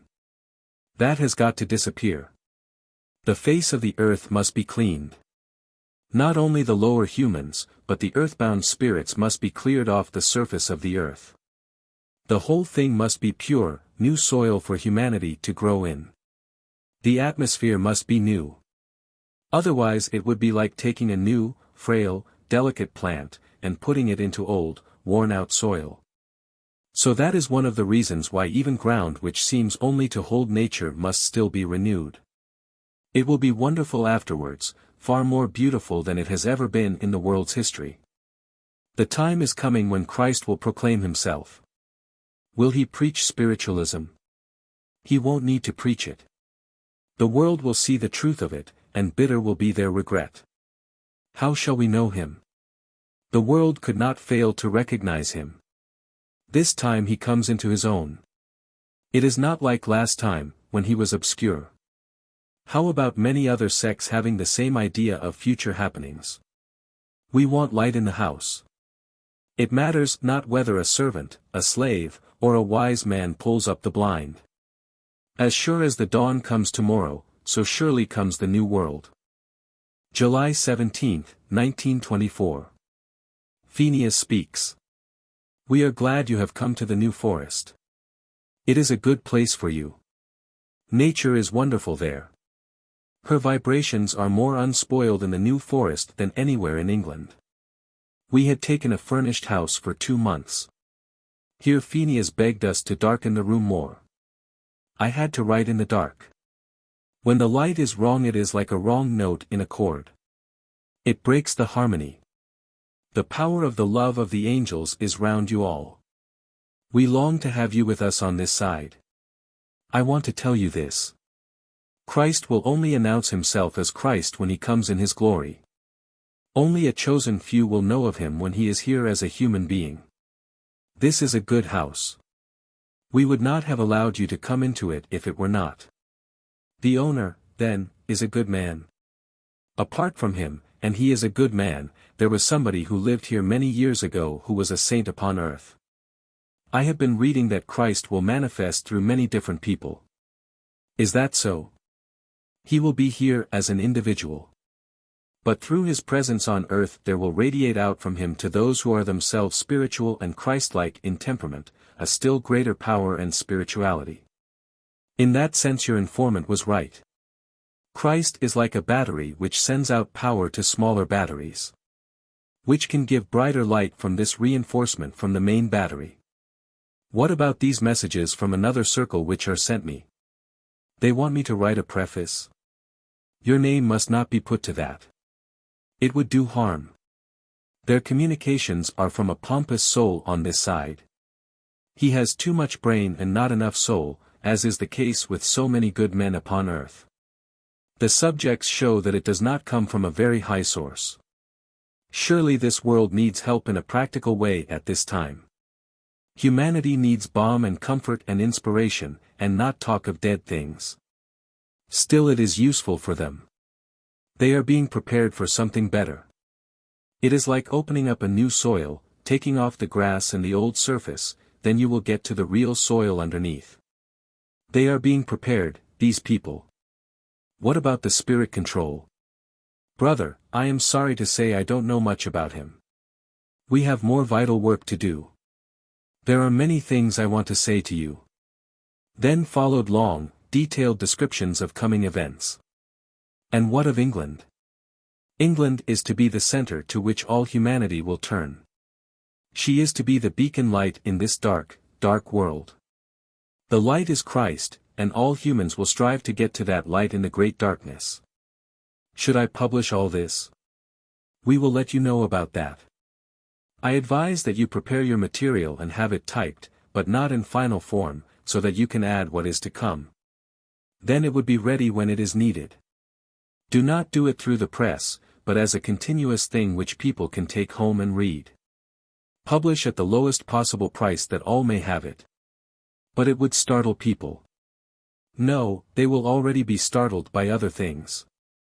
It will have a soothing effect. What about Scandinavia? I had planned to lecture there. Our plans are not yet fixed. We are very much of two minds. We feel that you are needed more here in England. England leads the world, and if England quickly accepts this, then it paves the way for every other country. You dissipate your power by going away now at this time. While the iron is hot you should strike in this country. But I shall lecture here this winter. We want you here, not there, but we may arrange it so that you shall not go. I am in your bands. We see further than you can do. We are like people with a telescope. We see ahead with longer sight. I will take your advice. You always do. That is why you are so helpful to us. Goodbye, and God bless you.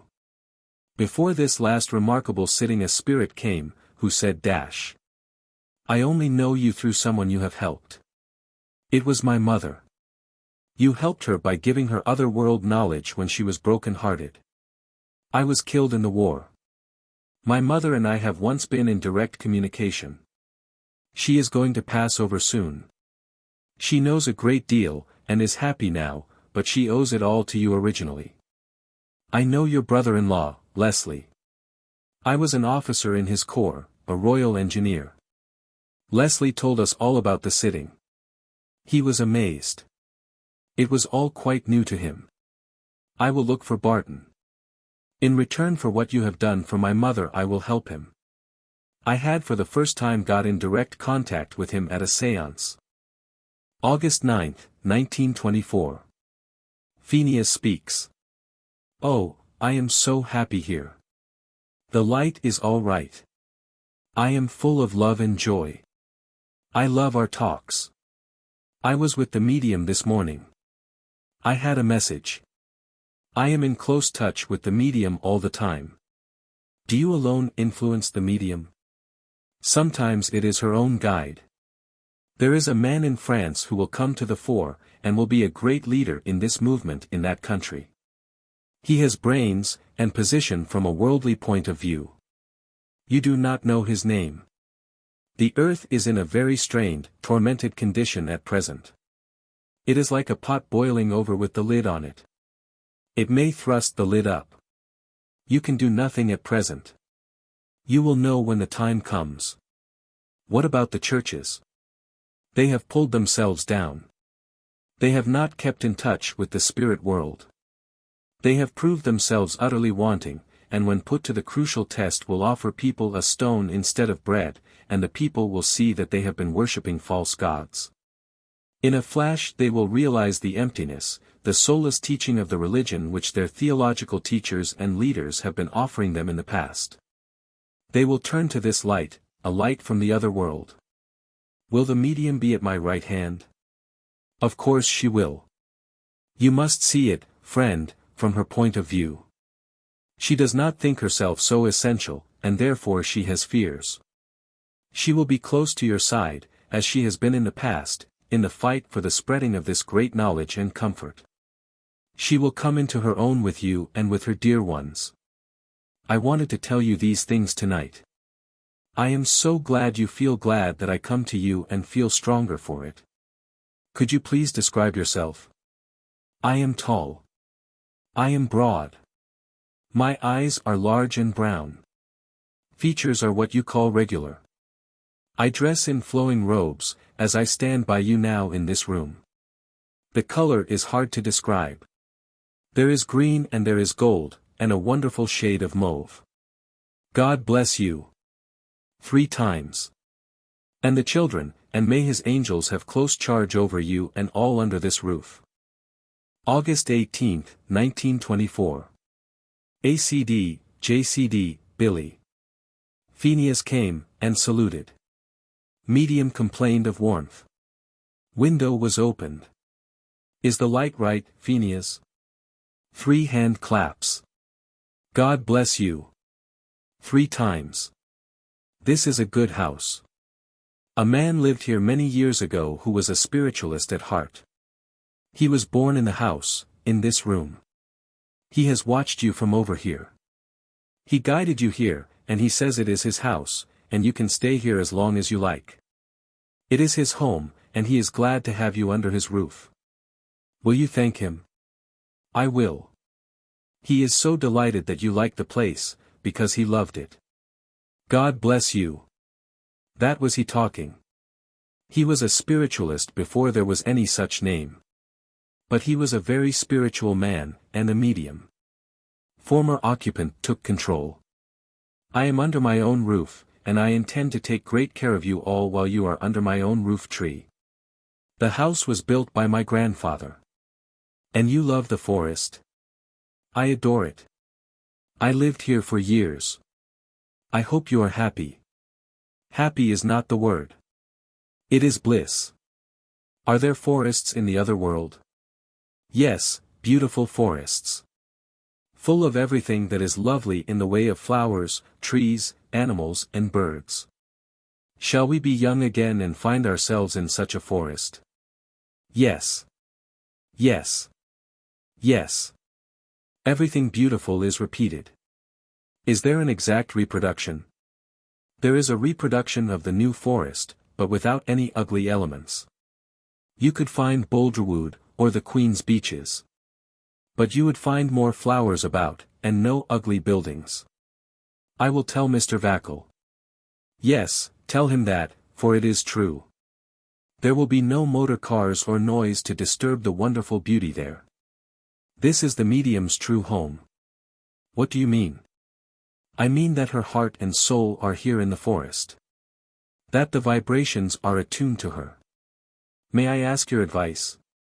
You are now talking to your guide, who has been standing by the late owner of this house. My hand is on his shoulder as I talk. Advise me. Our plans are formed. You will soon be instructed. It will be quite simple, and will work without difficulty. Then we need do nothing. We will impress you as to the line to take, which will lead into the ways of peace. You are good to us. It is essential that you should live while on this earth in the right surroundings, so that we can reach you most quickly and easily. And the medium's soul should be like that, a grand upward gesture, and not like that, downwards. She is so intensely sensitive an instrument that the vibrations play on her like a thing attuned, therefore the keynote must be right to produce the harmony with us. I quite understand. It is so important now, when there is so much for us to communicate to you. Our being so far from London would not matter. All that matters is the upliftment, the power, the combination, and the spiritual forces. Distance is nothing. We have the flat in London. That we provided years ago. The medium was made to look at the very place, and did not know it. Now listen to me. Is it still you? It is I. Do you believe in God? With all the soul that is in me. But you were right to ask. My soul is not big enough to contain my love of God. I love coming. This is my earth home. I often say, I am going down home, much to the envy of many others. You know, as I told you some time ago, your fighting days are over. You are through. I don't feel it. You will see all the stragglers coming in soon, conquered by truth. I don't feel it. We can hear the tramp of them on the road. I have just read The Witness. Yes, we highly approve of that book. It will do a great deal of good. Will you come to meals sometimes? Will you put a chair for me? Yes, on all high occasions. Thanks. How envious the others will be, envious of course, in a good-humored way. I should like to do that. I am glad you mentioned it. God bless you. God bless you. I love being with you. I am one of the family in the home circle. God bless you, and you, little one. We are very pleased with that little one. She is coming rapidly towards the homeland in her actions. I will guard over you in this house as long as you sojourn in it. That is a word the medium never uses. She is very tired tonight. You do her good. I know it, because she is attuned to the spirit world, and therefore when she comes in touch with it, she is revitalized. We love her. We have chosen her for this work. God bless her. 4 times. God bless you all, my own dear family. Good night. August 24, 1924. We were all sitting with Mary round the dinner table when Pheneas suddenly spoke. The servants having left the room, I had been reading about his teaching. He came to endorse what I had read. He said, "Mankind has long been on a road which sloped downhill. It often seemed bright enough, but it was really going downwards. Soon it enters a tunnel, black, black.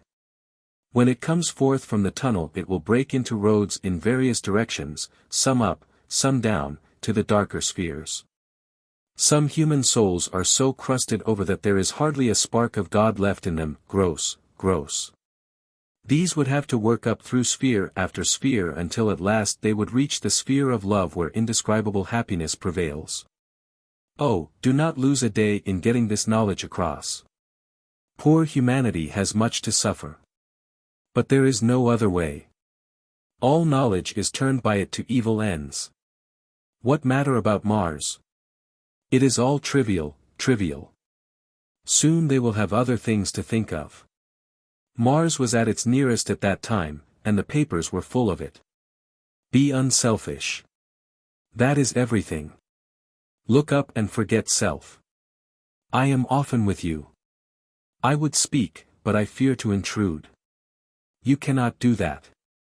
Very well, I will speak oftener, but you must promise me that if ever I am in the way you will say so. I will not be hurt. September 4, 1924. Pheneas speaking. I was in Mesopotamia, but I felt that the medium was tired and needed me. Her life is so busy. You lived down there when on earth. Will it not be sad for you if any evil comes to it? So long as spiritual needs are served, nothing else matters. Would you like to know of Scotland? Yes, it is my birthplace.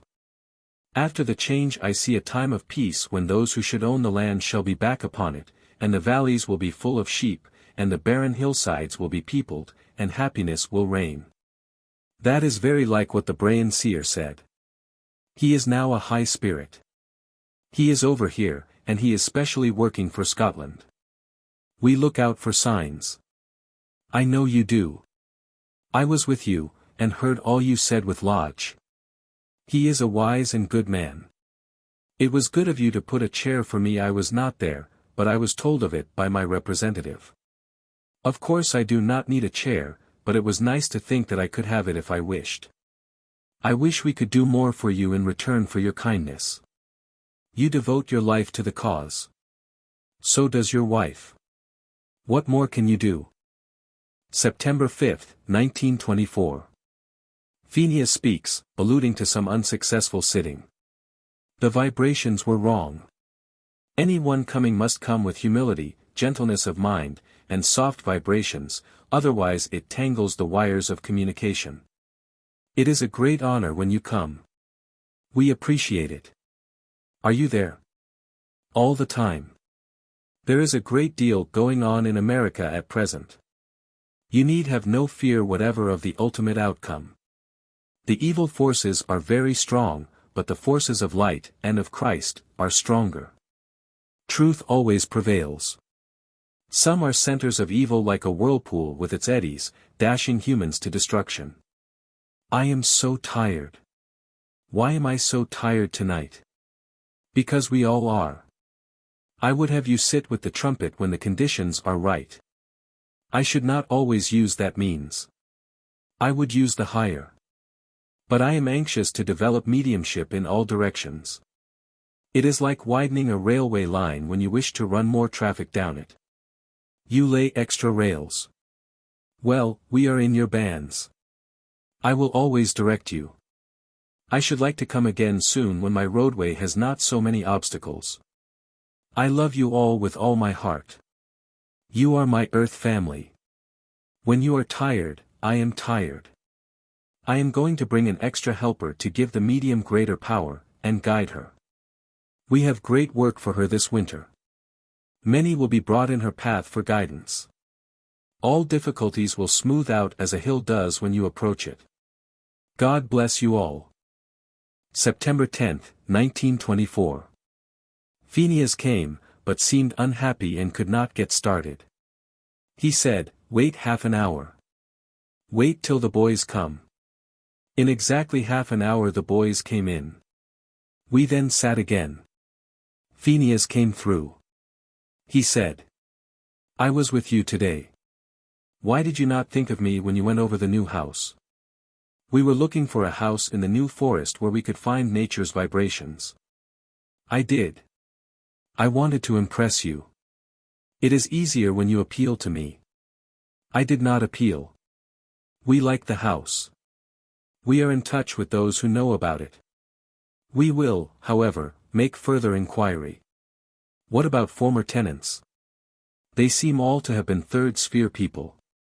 Is not the house too isolated? Should I not be working among men?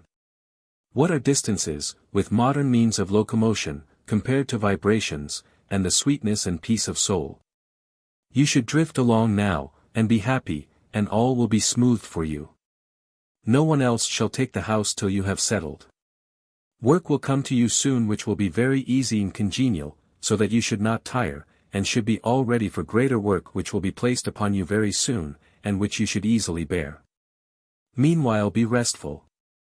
There is a cross which was in 2 pieces, and will soon be buried. I don't understand that. There will be a memory of it. There will be no further need for it. In the new world there will be no shadows. The cross idea will have passed. The new religion will be all beauty and sweetness. It will be based on universal knowledge of the spirit world. But it will be Christian. Yes, but the memory of the cross will be gone. People will have seen him in his glory, and all that will not be wanted. It will be the thought of the glory of the Christ that will pervade the world, and not the thought of his ancient death. There will be a great change in the manner of life in the world. It will be simplified and uplifted. There will be no more hypocrisy in religion, or in daily life. People will live for real things, not shams, for God and for their neighbors. There will be very close and constant communication with the spirit world. It is essential for us, apart from you, that you should be in the right vibrations, so that we can come easily to you. The line must be left clear. This is all important. Where, then, shall we go? I should advise you to let us choose a spot which shall be in all ways desirable. We would like your opinion. We have not turned the one you inspected down.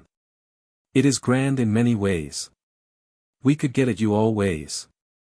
But there are the human elements which rise from the ground like a fungus. We are watching this. Decide nothing until we form our opinions. Then we will let you know. I want you to go tomorrow. I will be with you. I shall not decide yet. Let us 3 sit together and commune. And Billy? Billy too. She is beautiful. We want this boy, Dennis, to be trained as a speaker. We like him to live with that thought in his mind, to be a helper in the great fight. He is to stand by your side and help you in all ways. He was born for this. We want the other to train also. He has the voice, and the strength, and many noble qualities which the woes of the world will bring out. God bless him. May he remember in daily life that much is hoped from him. I am so sorry if I have stayed too long. You can never do that. He fingered the medium's dress. I used to wear a long thing like this when I was on earth. Tell me when to go. I won't be hurt. I am one of yourselves. I am here much oftener even than the medium knows. I know you love me, for we always know truth over here. Good night. God bless you all, and those 2 dears upstairs. October 1st, 1924. Pheneas came suddenly.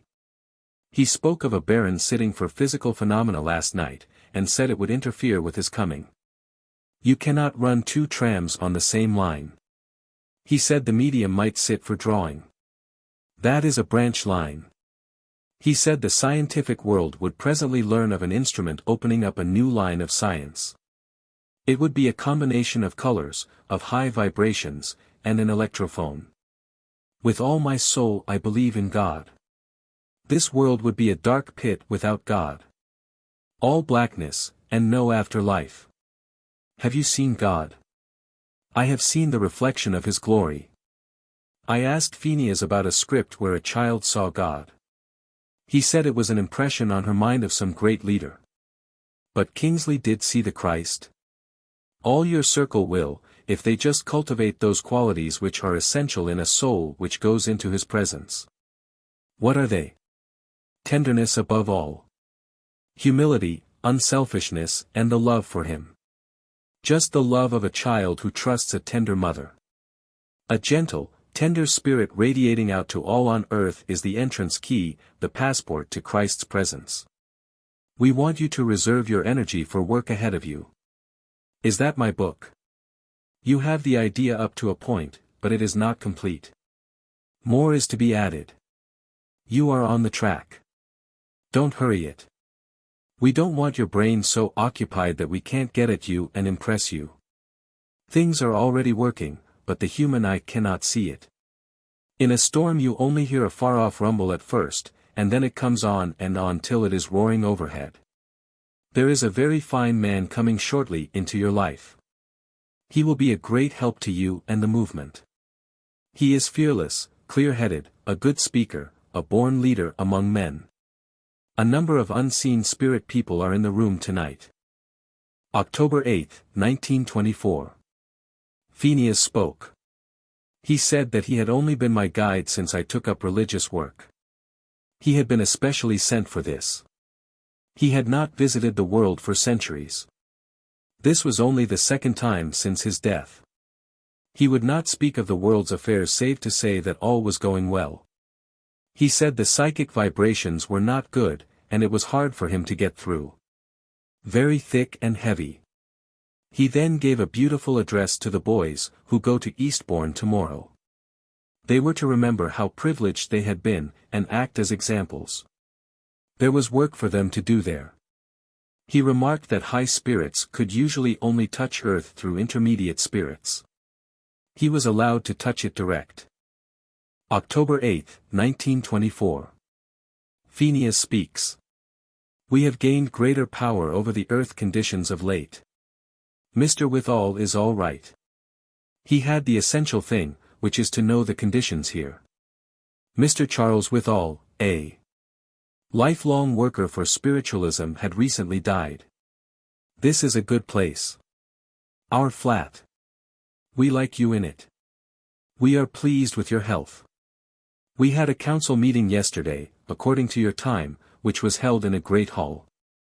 In that hall were gathered the greatest scientists, spiritualists, and lovers of humanity. Also some very wonderful forces, messengers, or rather powers, from the higher world linking all these worlds together, forming the great central force which is to influence the earth. There will come a wonderful dawn of infinite peace, when all the shadows will have flown away, the calm after storm, the harbor, peace, a renewed people, God's radiance over all, and the sun of happiness in all hearts.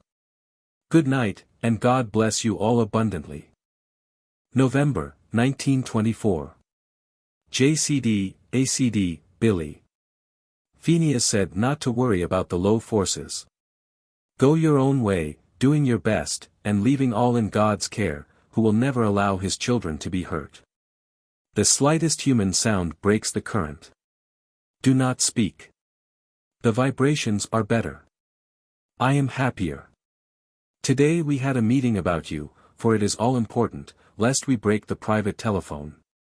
We have arranged that you shall be in a most wonderful spot, where the vibrations are untouched by human auras. We will bring this place to your knowledge very soon. In the meantime a certain number of loving workers on our side have been set apart to deal with psychic questions. Leave it entirely in our hands. You know our love and our care. We have proved it. You know we are so happy the way things are going, our plans, our work, have been successful beyond all our highest hopes. God bless you, dear child. To be. The dawn is very near. The sun has nearly risen. Humanity will shortly come to a great crossroad, and on the signpost will be tenderness and cruelty and selfishness on the two arms. And each will automatically follow their own sign, for they must be true and honest at that moment. Can we trust all you say? We could not descend on the earth and say what is not true. The truth is God. Untruth is the lower force. I wanted to talk to you, dear and beloved brother, because I have been in the East, I love the East, the warmth and atmosphere, but not the shadows. But there are shadows everywhere. There won't be after your world has become clean. All will then be sweet and happy. Tell the boys, my missing links, that I love them, and watch over them. God's love will radiate out through and in humanity, His tenderness, His sweetness, and His sympathy. The little soul seeds which have a touch of divinity in them, which remain in the sieve, after God's hand has shaken it, will live and blossom forth into what God originally intended this earth to be. May God's blessing descend upon you, and His radiance be round you. The dark forces are now matched against higher powers over the earth plane, in face of whom they cannot exist. God is in heaven, and all is well. God bless you. We will meet face to face when the veil is rent, and the rebirth of humanity takes place. T will live in a home which is covered with lovely jessamine, not far from yours. His soul's mate is already in it, and has prepared it with loving care. He will be intensely happy, for the grey shrouds of the old theology will have dropped from him, while all that is true and good remains, and he will live in God's radiant sunshine. T was a clerical friend. The following came after my sitting with Mrs. Leonard, when Kingsley spoke of the future. At this séance with Mrs. Leonard, my son, Kingsley, showed acquaintance with all that Pheneas had said, but differed on some points. Most dear brother, God bless you. I was standing by you all the time. KCD was delighted, chuckling. He was made very happy. Many relatives were round who shared it. You know K is a very noble soul, and he is progressing at a great rate. He does not know all that has been arranged for the world. When a general is forming plans for a great war, he does not take every lieutenant, captain and major into his confidence. He tells them roughly the work they are required to do, so they can fit themselves for it. KCD is a very trusted messenger between his colonel and his people. I know more. I see, because I have been told by those higher than myself from whom all life originates. I spoke of the book. My novel of psychic things, The Land of Mist. We are so happy. Please don't go ahead of us. Let us get ahead. Give us time to see to the machinery. Very well. May I use your name? No, you must never mention me till the script comes out, which won't be long. I am so happy here. You have your own vibrations. Nothing ever enters your door to bring grey or evil vibrations. Therefore I find you and the medium in a big space, as it were, so that I can be comfortable, and talk in a bigger atmosphere, which helps the vibrations. I'm very pleased to be here again. I want to tell you that we are pleased beyond words at the way things are going. God's hand is approaching the world. Evil forces are dismayed at the strides with which we are encompassing the earth with our power. My God, how lovely it will be to have you here. Out of the mud. Out of the mire. My medium has a garden full of beautiful flowers, representative of the sunshine that she has brought into the lives of many by her tenderness. She loves flowers. And the animals, and so her name is beloved in their world. And life will be very wonderful for you all when you come over here, in a material sense apart from the beautiful spiritual world you will live in. You need not trouble about the density of humanity. It will be happy work. You will be feeding a hungry multitude with bread that is satisfying, and that is joyous work, it is not fighting. You have too much of that, you deserve rest. I asked about the chalet. We were in negotiation for a chalet in Switzerland for Christmas. He laughed in triumph. You've got it. We are forming a ring round that spot, and getting very wonderful vibrations there. It is the place that I meant. It will be pure nature. We are very pleased about a certain document which has been discovered. You will see it published shortly. It has to do with the great truth of spirit communication. This may have been the Cleophas script. You have both been through a windy, wild night, and you were foot-weary and tired from the fight for truth. The daylight seemed a long way off, as if it would never come, and psychic truth never be understood. The ground was so heavy and thick. The feet at every step were weighted. And now the soil is nearly firm, a wonderful light appears in the sky, a dawn, a resurrection. Life, full, rich, radiant, takes possession of what was nothing but a skeleton before. And blossoms out into God's own beautiful and wonderful sunshine. Instead of deep gloom, it rises radiant in a sunrise which will never set, the sunrise of God's love permeating all humanity upon the earth plane. And God's will then be done on earth as it is in heaven. It will be the end of the Lord's Prayer. In the cathedrals there is going to be a clearance of all ritual, of all forms, of all ceremonies. They will be simple meeting places between humanity and God. November 12, 1924. Pheneas Speaks. Clairvoyance will come to you. I've been a long journey, very long and very important. Where did you go? I went to the East, and I went to America.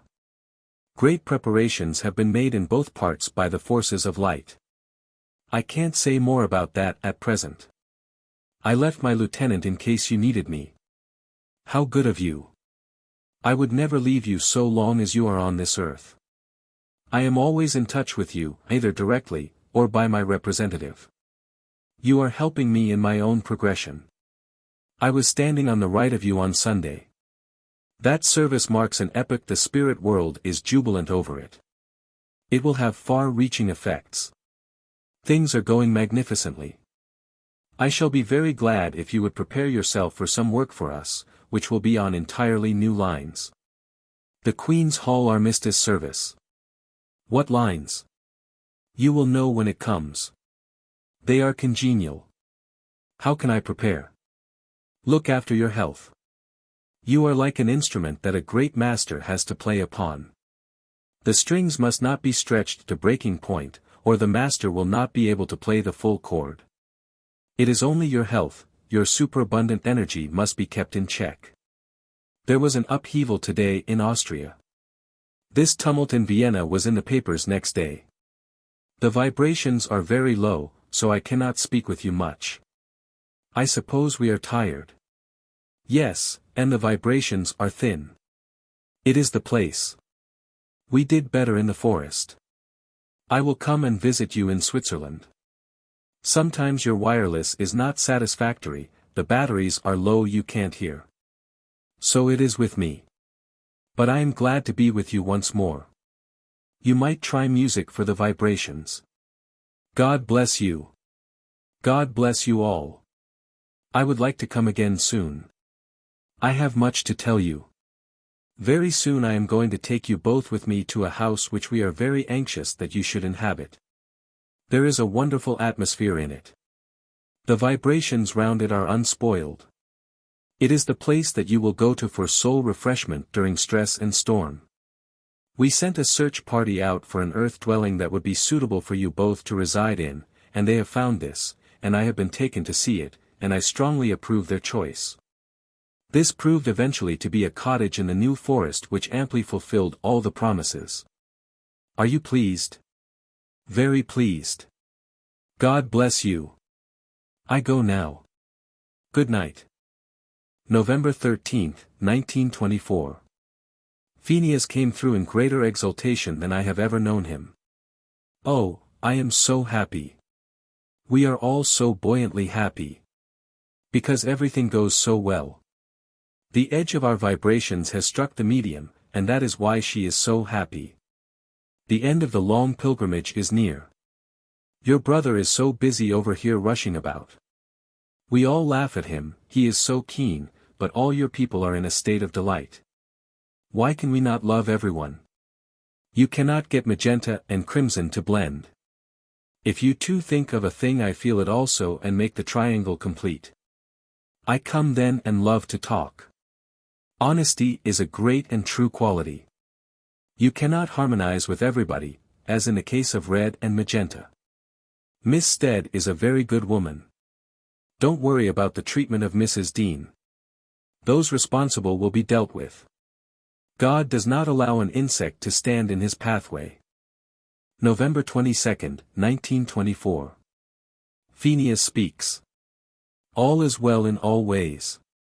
Tomorrow there will be strong forces with you at your meeting. You will do great work. I know it would be good to take the shop. You must have a perfectly free hand in running it. Let no one find money save yourself. It must be run on high good lines of spiritualism only. We have to simplify everything nowadays, so keep to your own standard. Don't mix it. We were thinking of opening a central bookshop for psychic subjects only. This has fulfilled all that Pheneas prophesied. That's our shop. It will be a great center, like a spring which suddenly pierces through the dark brown earth, a spring of living knowledge. Many will drink, and their souls will waken. It will be the fountain of life to many. His will be done upon earth as it is in heaven. The spirit world is approaching rapidly to this dark earth. The space is lessening between God's radiance and the shadow of evil. Animals will be saved from all future suffering, and when the spirit first touches the earth, that particular suffering will at once be eliminated. Following that, God's messengers will inform humanity of the secret of life in all that God has created, and they will no longer destroy that life which is sacred, as it is created by Him. I will come to you again. It is very important that we keep in close contact. The line must not be broken at this important stage of the events. God bless you. I like this place. There is peace here, and beautiful vibrations. We all love it. God bless you, 5 times. I am always within call. If you send a call to me, I will always come to banish anything which may stand in the way of your peace of soul, or spiritual progression. The same applies to the medium. No evil shall come near our work. God's blessing rest on you and all you love. Many of the holy days which the so-called Christians celebrate really in Christ's eyes are not so holy because they had not the rich results which some other occasions of his life had. When many souls were brought to the knowledge of God's infinite love. Those were the truly holy days. I knew that I had a great deal to say to you, and that was why I fussed about the light.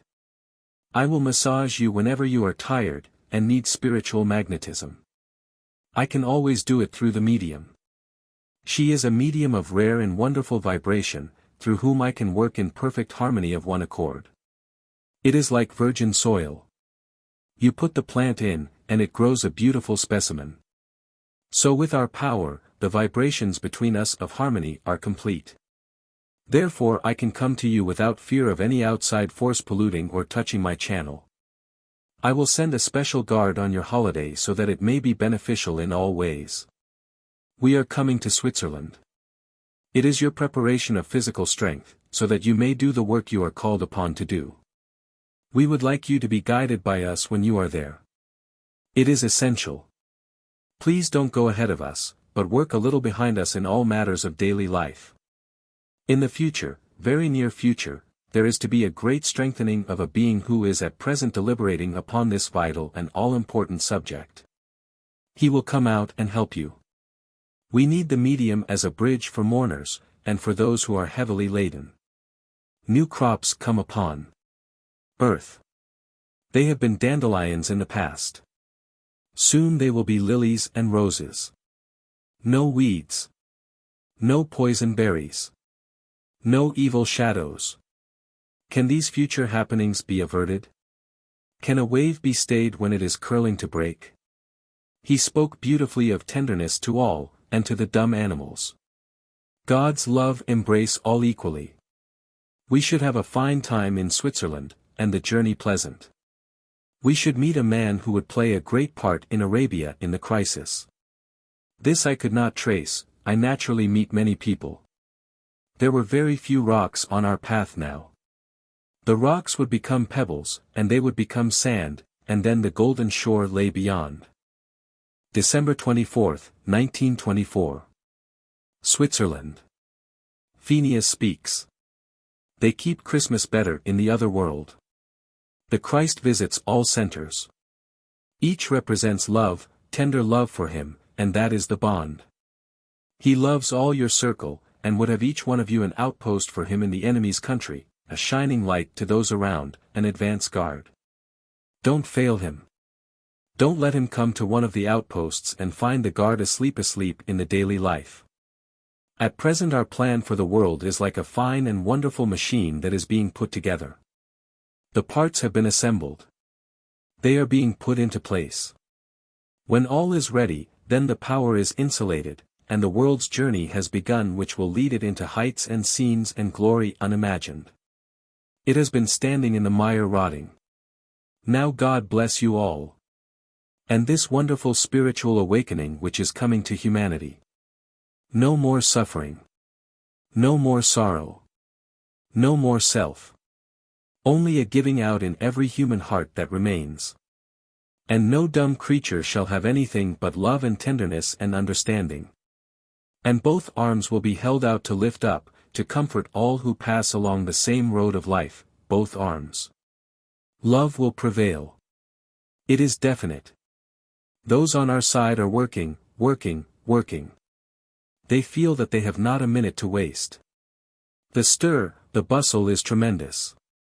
They work because they feel that their efforts may yet save many, who in their daily lives are walking straight into that blackness.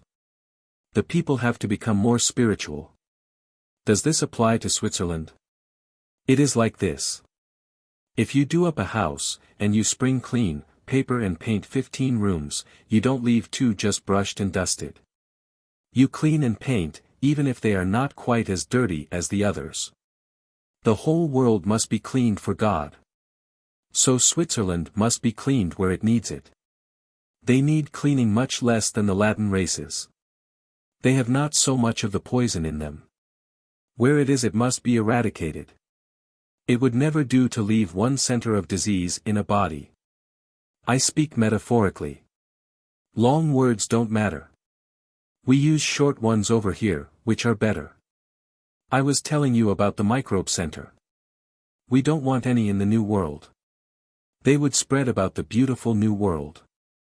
Therefore, where the poison lies, the pruning knife must come and cut out the bruised and poisoned part, and let fresh life take its place, life full of simplicity, full of God's tenderness and understanding, and kindness. And unity with His children. This is a good atmosphere. We brought you here. The house is very psychic. There is a beautiful atmosphere in these heights. It makes the veil very thin. It was like living in a house with thick walls, and now we come to thinner walls, as we go higher.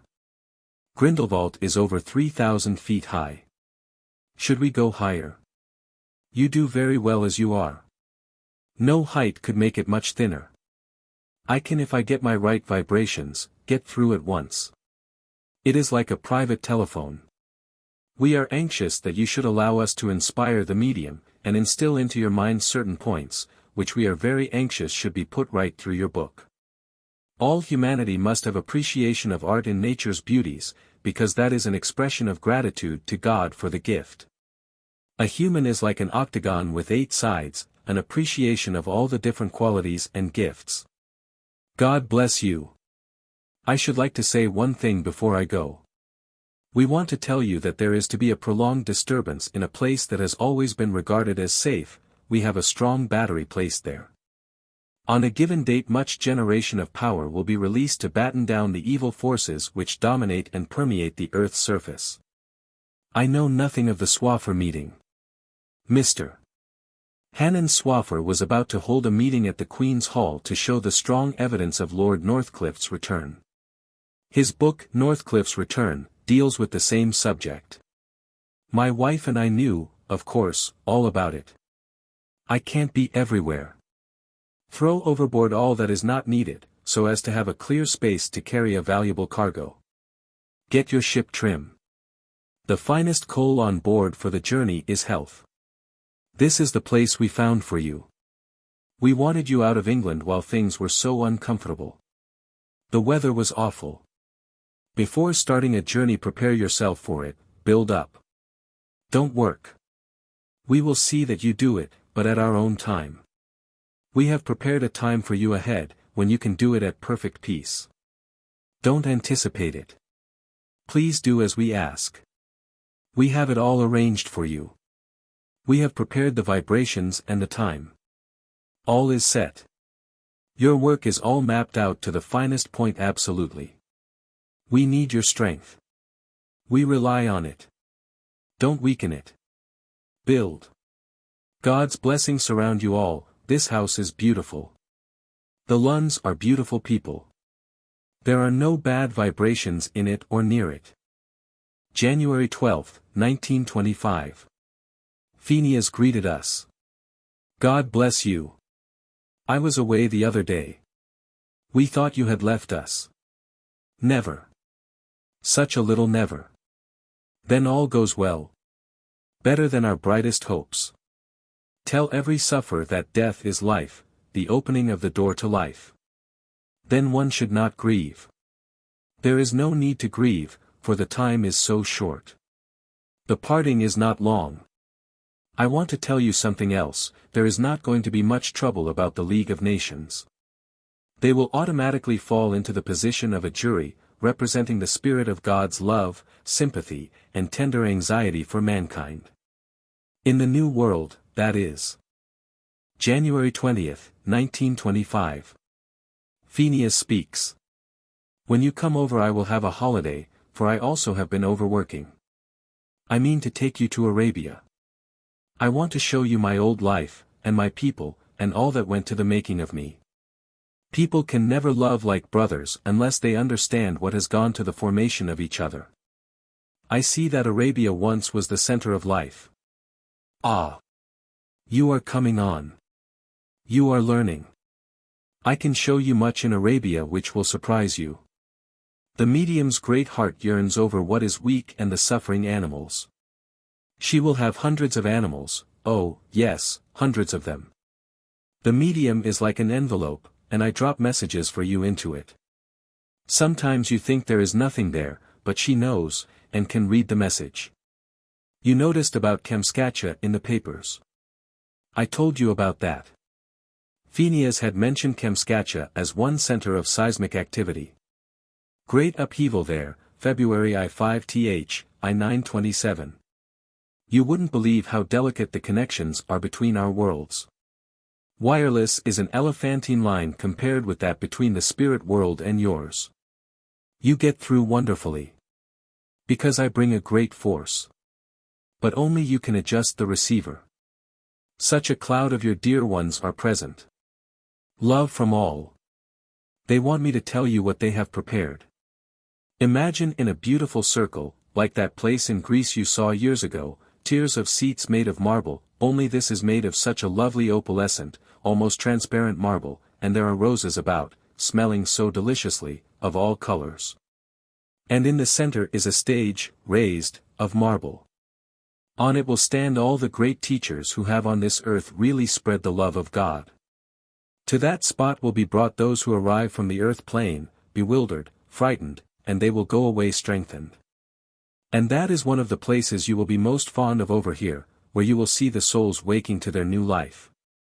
January 31, 1925. Pheneas Speaks. To some extent we use planetary time. We will tell you bigger things soon. They want me to tell you. Who are they? They are guides who have to do with the leadership of the advanced forces. It is extremely difficult to peel off the husk neatly of knowledge that we may give you time by time. If you had to pare off each layer you would find it difficult, and so it is with me giving you a certain amount of knowledge always, and not being ahead with it. It is like trying to get through clay. Get the atmosphere full of trust. There is much I want to tell. I have been anxious for 4 days to come through. I have many messages. I want to tell you that you have been chosen for some big work in the near future. There is a great company here, all sending love. Your friend, that man who belonged to the club, and was interested in the subject, he sends you greetings. General Henderson, an old friend. You light a beacon light when you sit, and it gets brighter all the time. I will come very shortly, and will arrange that the telephone room shall be empty. Sleep in peace. After a long pause Pheneas came through in great strength. He said, "The medium has strong healing powers. There is a doctor who is anxious to work through her, and help humanity. He passed over many years ago. You also have great power, but you have enough to do without that. When the time comes it will be brought out. February 1, 1925. Pheneas said we must not repel any change as evil, but rather stretch out a welcome, for it was the end of all the rotten, shining, dark things, and the beginning of an age of peace and love. Power would be round our people like the scent of the flowers. When in doubt or trouble we should summon him. He would come. He had been with us in our morning walk. All was going well. The black cloud over the world would be rolled back and the sunshine pour through. The word religion would not be used in the coming world. It was too associated with forms and cruelty and evil. They would talk simply of love, God's love. The egotism of brain would pass, and the simple mind of the child would hold the truth. Man disengaged from cruelty, etc., would cast off his weights which drag him down and would bound upwards. He asked me not to question him, or to force his hand, for he would tell as he could. He said, "The veil grows thinner. It is so thin. All troubles in our mission would be soon lifted from us." A particular band were looking after that. The bookshop was like a new spring of truth which had opened up in London. When the need came, it would be crowded with those who sought for knowledge. The spirits had entered it and arranged it long before we had done so. The medium was very deep. Almost in trance. He alluded to her very affectionately.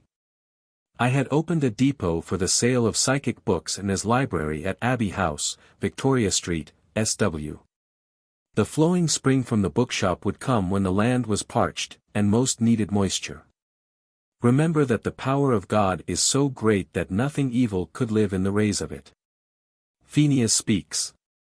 I have been with you all day. I wanted to be with you on this last day before you finished your book. I was in the shop too.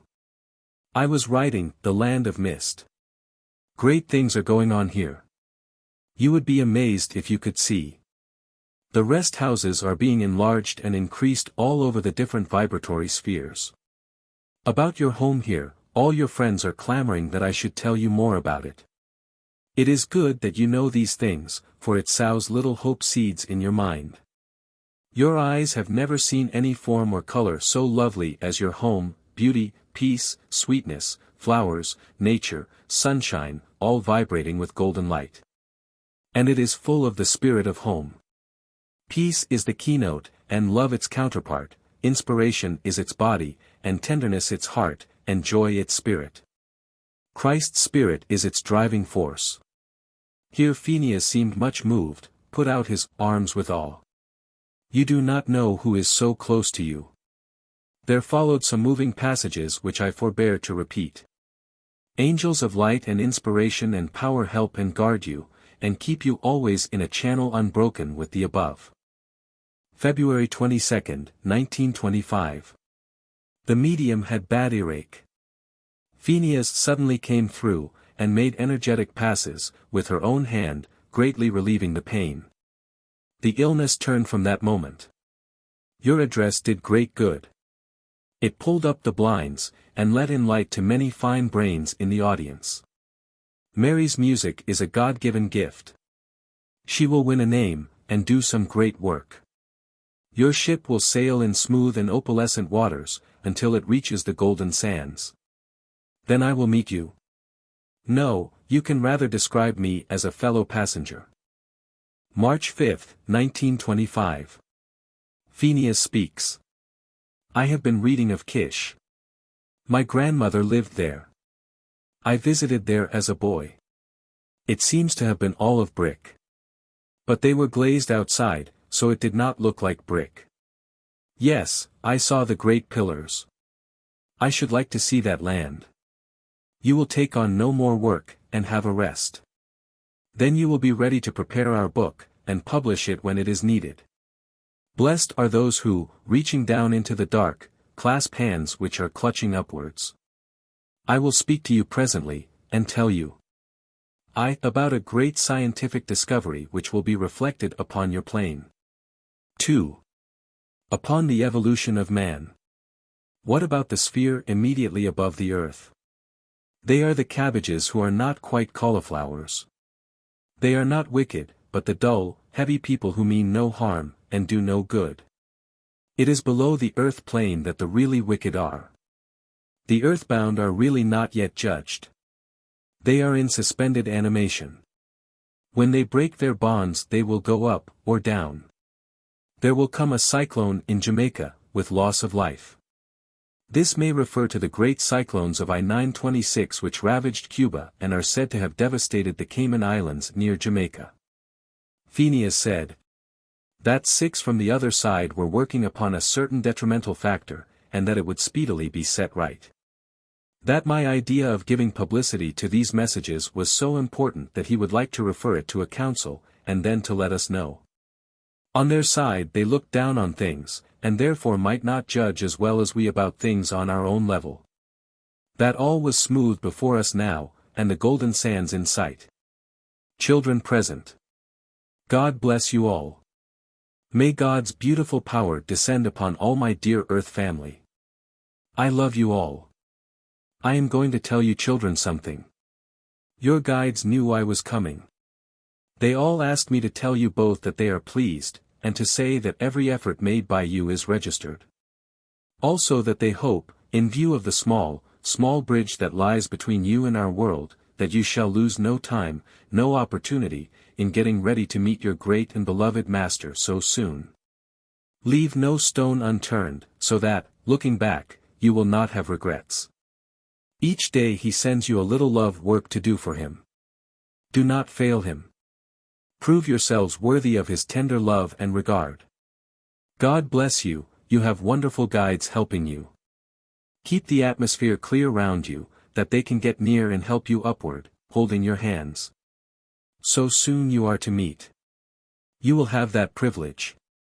The more you strive for him, the more you will be able to look upon his wonderful and tender countenance. You know, when the world is reborn we will not have these troubles of vibration. It is all like fog now, just as you get smoke from the factories, so we get those grey mists from the evil of humanity. God bless those on our plane or yours, who are bringing the new time nearer, and have done something to lift that pall from humanity. Great reward is theirs. I have been in the East all day. We had some evil vibrations to dissipate, and we have done it. Do not think of self. That is the Christ soul, helping everyone upward, everyone who has failed. Everyone is a beautiful child in Christ's eyes, and if he sees one stumbling and down, his heart rushes to him. He would have all humanity so. That is how he will greet you, with 2 hands held out, and only love on his exquisite face. Here I asked some question, but he said he could not answer small things while the vibration of the Christ was in the air. I will never allow one of my earth family to be in danger. I will leave my guards to see that all is well, and you are all together to do God's work, and help humanity. Each has an allotted task, and each is now preparing to be worthy of it. A special work lies for each. Do it in such a way that he will say, "Well done," and you will feel his hand on you, blessing you. Earn that. Do not fail him. In Christ's presence the other night, by a shaft of his exquisite light I was enriched so that I gained several steps of promotion. That is always so, and that is why there is such joy in the spheres when he passes through, because they know that from his heart, full of nothing but tenderness, they will all get upliftment. To the children. You have been greatly privileged in being allowed to live in this greatest period of the life of man, and being allowed to be helpers in this human change and upliftment. You have been greatly blessed. Let that blessing radiate in your daily lives. It is not by chance. You have been carefully chosen, and you should be full of a deep thankfulness to God for his infinite goodness in selecting you. The day is very near when you will each step onto the path God has made for you. Your home is so sweet over here, so bright, so lovely. The sky is so beautifully blue, the air scented with wonderful flowers. It is the haven of love. Birds, butterflies, all living things, know they are loved, and come of their free will, because love is the welcome. We have got a most beautiful, oh, beautiful, space of green grass, very open and large, where they have wonderful games, every game. The poor boys and men who have never had a game on the earth, it will be your joy to go among them and organize, and teach them to play. You will get beautiful teams of them. For the first time they will have happiness. That is what that ground is for. I am going to some islands north of Australia. They will be greatly affected. In 1926 the Dutch islands north of Australia were shaken with earthquakes. April 6, 1925. Pheneas came in great strength. He said, "The medium is used too much as a trellis work by other people, but they must learn to grow in their own way, and leave her free so that she can console those who come in her path. I am going to Persia tonight where great preparations are being made. They want you to be told about them. I wish I could go with you. Well, later we will go over the ground together, and I will explain it all to you. I said I would take you on an excursion one night, but all your strength is needed now upon this earth." There had been a setback in France because in the south the gambling cities were centers of dark force, and these had gained the upper hand for a time. It is all right now, however. He assumed a very reverent attitude for some time, and made us understand that the Christ ray was near us. He said that he was working out his own advancement by working with us, but that this work was so pleasant that he did not feel that he deserved promotion for it. I have been in the South Seas since I spoke last. We had a beautiful sitting. The room seemed to be full of spirits, whom Pheneas kept addressing. The medium seemed to be outside her body, and Pheneas addressed her also. He said that Malcolm was here, a dear, smiling spirit, and that he wanted to say that his godson was a fine fellow, and would do well. He said the world would now be spiritualized. Just as successive gauze veils are lifted on the stage of a theater. He said that we could flow with the current now, instead of swimming against it, as we had done in the past. He said the brave, good, solid folk of earth were like the strata of flint we saw among chalk and sand, a binding force for the whole. He addressed the assembled spirits, and told them be gentle and tender and kind. Be happy in the knowledge that a glorious life lies ahead of you. Cut away from the past. Live in the future. April 12, 1925. Pheneas Speaks. God bless all, even those who don't realize his shining love. Conditions are excellent. In Jerusalem a vibration descended recently which will be felt in many directions in a way that people are not aware of, but which will have a deep effect. God prepare you, to Dennis, for what lies ahead of you, that you may be worthy outposts. I would like to, please I want to say this. The people are struggling against a force that is crushing them, and a pit of evil has been growing deeper and deeper in the world, and its forces have been dragging down humanity. So we have made a central battery to prevent the destruction of mankind. There are pits covered with beautiful green that seem safe to walk on, but they are fatal. That is why we must interfere, to cut out those dangers for mankind. You understand it is just like a microbe in the body, a little, wee thing, but centers grow and grow till the whole beautiful body is destroyed, and is not as God made it. So with the human race. Much has to be swept away with the rubbish heap of humanity. It is like the ashes you put on soil to do it good. Those experiences will be a living memory of what to avoid in the newborn earth, where love will prevail in days to come, tenderness, simplicity, and the fulfillment of all that God meant humanity to be. It is like this. A man is on a rugged pathway on a mountain, and a mist comes down, and he is lost, and he is cold and afraid. Darkness comes on him. And his soul cries out, O Lord, deliver me. But the dawn comes, and such a dawn. There is no mist, but a golden sunshine. Ahead, and a pink radiance, and he looks and sees down there, ah! So fair a thing, so wonderful a country. And as he looks he sees the face of one whom he loved greatly once in the valley whence he came, and he meets her there in that country, where the light is golden, and there is no cloud. He is walking with all those he loved, and had lost a while, and someone may come to him and say, would you go back to that valley that you thought was everything, and he will suddenly see that he has been blind, and that he now sees and lives for the first time, and thus will it be with all those who have made use of the talents God has given them, and have not buried them in the mire, but used them for the good of humanity. Therefore, the mist that seemed so dark is a glorious blessing, the tiny tunnel connecting black with white. Do you know that great crowds are round you at the present moment? God's love is soon, so soon, to permeate the earth. It will be electrified with love, so that no evil cloying force can come near it. All your dear ones are coming together in a group, and no nasty tunnels at all. Just a beautiful meeting, and hands held out from all who love you. They will all draw you up. There is a conspiracy. They have made me promise not to tell you the beautiful secrets of their loving preparations for you. To marry. She is to get something she once thought of, such a scheme as her heart will rejoice at. Prepare. The time is so short, the reward so enormous. God wants you all in the place He has prepared for you.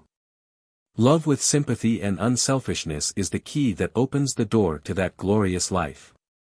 And all that is against His exquisite fatherhood of man is from now onwards going to be wiped from off His earth by those who have been set aside, His lieutenants of power. We are at present meeting continually, first to discuss the reports from those who have certain tasks upon the earth. Secondly, to send out to the centers instructions respecting the latest developments in the chemical world from here to the earth plane. Our people have been to study the conditions in different parts of the world. They have readjusted every mechanism. This has been circulated round to those who deal with the various districts. This is done from our central committee. Then there are those who report on the evil forces on their plane. Then there is above that the great power descending from a very high sphere, with instructions to all as to what each unit is to do, and prepare for. The receiving stations in the homeland have to be ready. Then above that are wonderful messages of inspiration, coming to revitalize all of us, so that we may be channels of His great light to descend upon earth, and to the intermediary spheres, like a battery of electricity. We were much interested at this time about the Crandon Circle, in which Houdini, the famous conjurer, had been a disturbing element, and had, as many thought, not played fair by them. What about the Crandons? They will be greatly blessed for their splendid work. And their persecutors? Houdini is doomed, doomed, doomed. He will not be allowed to stand in the way of God's progress. This terrible prophecy was only too sadly fulfilled as Houdini died suddenly in October, 1926. After a time dawn will come, a new sun will shine forth, a sun that has more warmth and health in it. The earth will grow green once more. The flowers will appear. Humanity will awaken to a world reborn. The old things will have passed away, and the earth will know them no more. God will have come into His own. The tangles will have been disentangled. Each thread of humanity will be on its right reel, winding up to one central thread.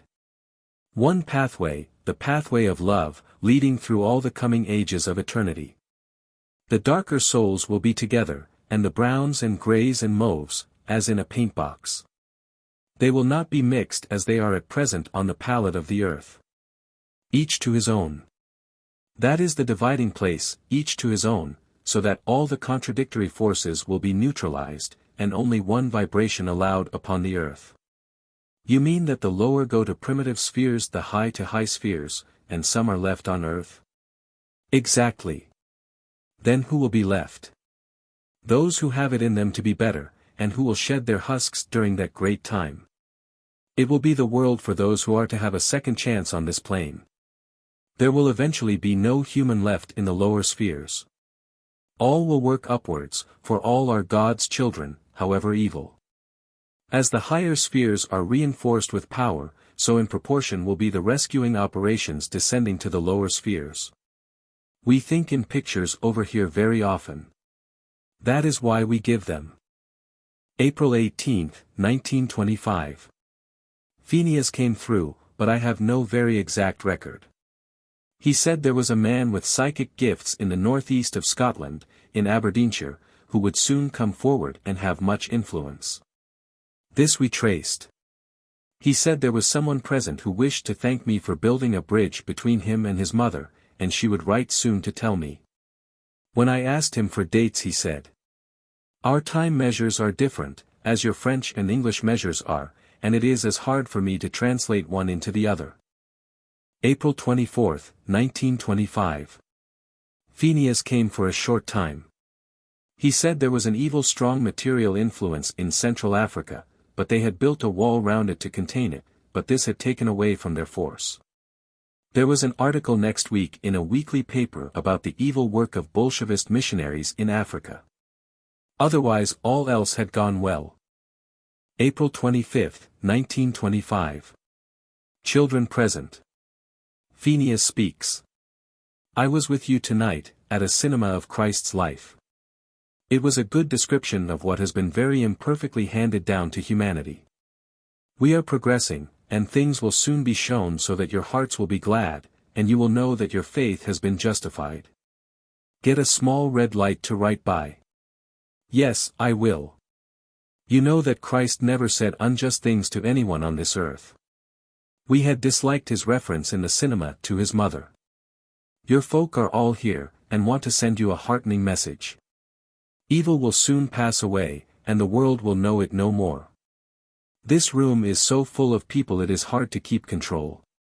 Say just Pheneas, and I will come quicker than if you said a number on the telephone. All is easier on our side than in this moth-eaten, muddy world. This is like a very hideous brown ghost form of real life, which is much more solid. When we visit it, we say, surely I could not have liked that. Don't tell me there was ever a time when I wanted to stay in that. It is inconceivable. We have all you have, without the shadows. All the best you have is intensified with us. All the beauty, but no ugly human elements. No selfishness, no anger, nothing ugly. Only beauty. You will meet all who have love and sympathy for you. If you do your simple duty as God means you to do it in your daily life, you will be in this beautiful place. You can pay visits in the next world, and then return to your spirit home. We have beautiful golden sunlight, and there are sweet shadows and softening effects, pinks and greens and mauves which give a contrast. Nothing is black, so we have no night in that sense. You can have any earth condition you want over here if you go to the right place. You are living in a box at present. Malcolm said he liked voyages. Your boy wants to carry the coal and dust and seasickness into this world. If you want to go swiftly, the vibrations of love take you in a moment. If you want to dwell on a journey, that also can be done. What about sport? You have not the necessary elements to develop many of our sports. Our lives are far fuller. Our difficulties in sport are much the same as yours. If we did a game always well, it would be very tame. The spirit of a game is the uncertainty. Everyone wins on their merits. You only have the husk of game elements with you. You have to work for all this on the earth plane. Each has to write his own examination paper. We want the complete circle over here. All the rooms are ready. Don't leave a room empty. It means daily effort. We note. We have a recording journal. It all depends on whether you are giving out to humanity, or whether you are passing them by. There are a lot of poison centers in the world at present. Have you seen our new dog? We sent him. The dog could see a little of us, but nothing to disturb him. Some dogs are more mediumistic than others. May 6, 1925.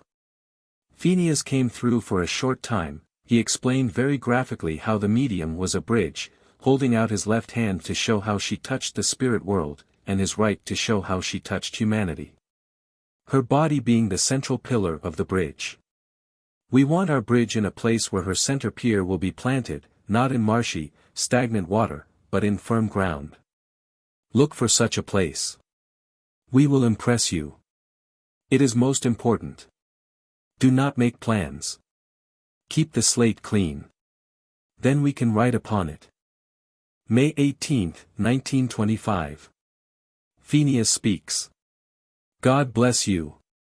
You do not open your front door to everyone, and show them in. So with us. Ask a sign first. Do you believe in God? I have known God's power ever since I was a little child and you are. Was it you yesterday? I was there, but the vibrations were very tired, and I was so immersed in earth conditions I was cross. I have been to those people, and begged their pardon. He had spoken with some asperity to some spirits in the room. It was not serious. It brought a grey cloud. We must always wipe out grey clouds that we form. You see, the keynote of life here is love and kindness. Therefore any smudge that we make must be wiped out. I carried with me from this earth conditions, irritation, and that made me speak as I did. They are here. They forgive me. You do you not? They tell me that there is a place which is reserved for you on this earth plane. They have been for a long time working on it, and they say that there is in that particular place a source of psychic power which will form a pillar of strength to you, and to our bridge, when the bridge should be at its strongest. God bless you. It is essential. You should be circulating in an atmosphere irresponsive to earth conditions. We want your soul to know that. We are the torchbearers to your party. You tread on ground you have never seen. We know it. We have been the prospectors. There are practical human difficulties. I can assure you that no human difficulties stand in the way of what will benefit humanity and the spirit world. There will be a sign which you will at once understand, and you will never have one moment's uncertainty after that. Your whole soul will know that it is just right and beautiful when it comes. There will be no points to cross over. It will seem a continuation, it will be so clear. This came to pass as predicted. What is the sign for? About the concrete foundations of our transmitting stations. That our change is right. When it comes. So many Irish people are here who want to thank you for what you have done, bringing sunshine into so many grey lives. They are going to do all they can to reinforce your conditions so long as you are on this grey, muddy, horrible earth. We had just returned from lecturing in Belfast. He then went on to say that when he was on this plane he went to Galilee to refill his batteries. The mere fact that the Christ had been there made it a great centre of spirit power. Finally he turned his back on me, and made a long, moving address to the spirits present, telling them to go onwards and upwards. I said I failed on individual cases. An admiral of the fleet is not down in the stokehole. Any news? Only that will suffer badly very shortly. That is hard. It would be harder for unborn generations if it were otherwise. At certain seasons gardeners turn up the soil. They replant. They take up the weeds, and throw them away. Every bed needs it. Some more, some less. So with the world and England. It needs replanting for the spring and summer of the world's history which is now coming. It has in the past been the winter. Someone was present who had received light from me at a Queen's Hall meeting. He had died since and wished now to thank me. His name was Harry Ponsonby. He wished me to divide up my work more.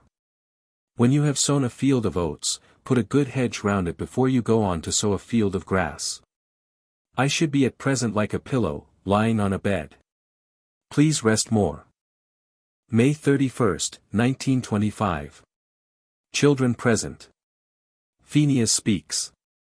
You know I've not been near my whole family round the campfire for quite a long time. Join hands for a while. Dennis's guide is here. He wishes to say there are 3 lines of power coming down to him. The vibrations are very fine. Electricity is coarse beside them.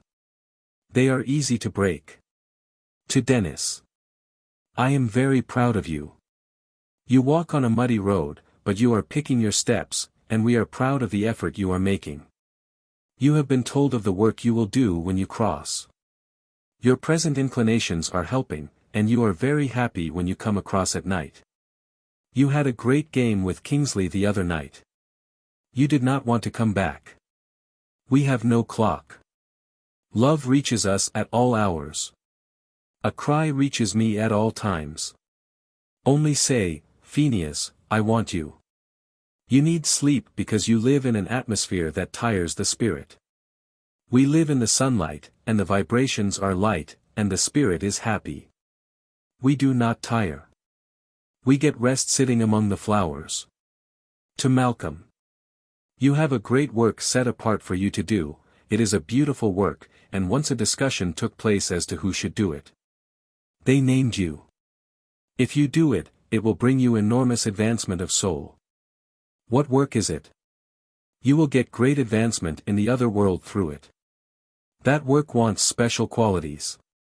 Where shall it be done? In this world, soon, but you must be ready for it. You are in many ways equipped for it. It was decided ages ago. You should know this that you may not fail us now.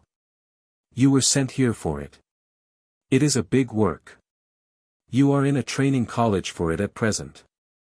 Your real life lies ahead. Develop the capacity, the strength, the self-command needed for this work. Try all you can to get the needful qualities. Giving out, and lifting up others is essential. Billy has a wonderful place over here, with animals running about. She has such a most wonderful, here the light spoiled the vibrations. She comes over here at night with that brown dog of hers.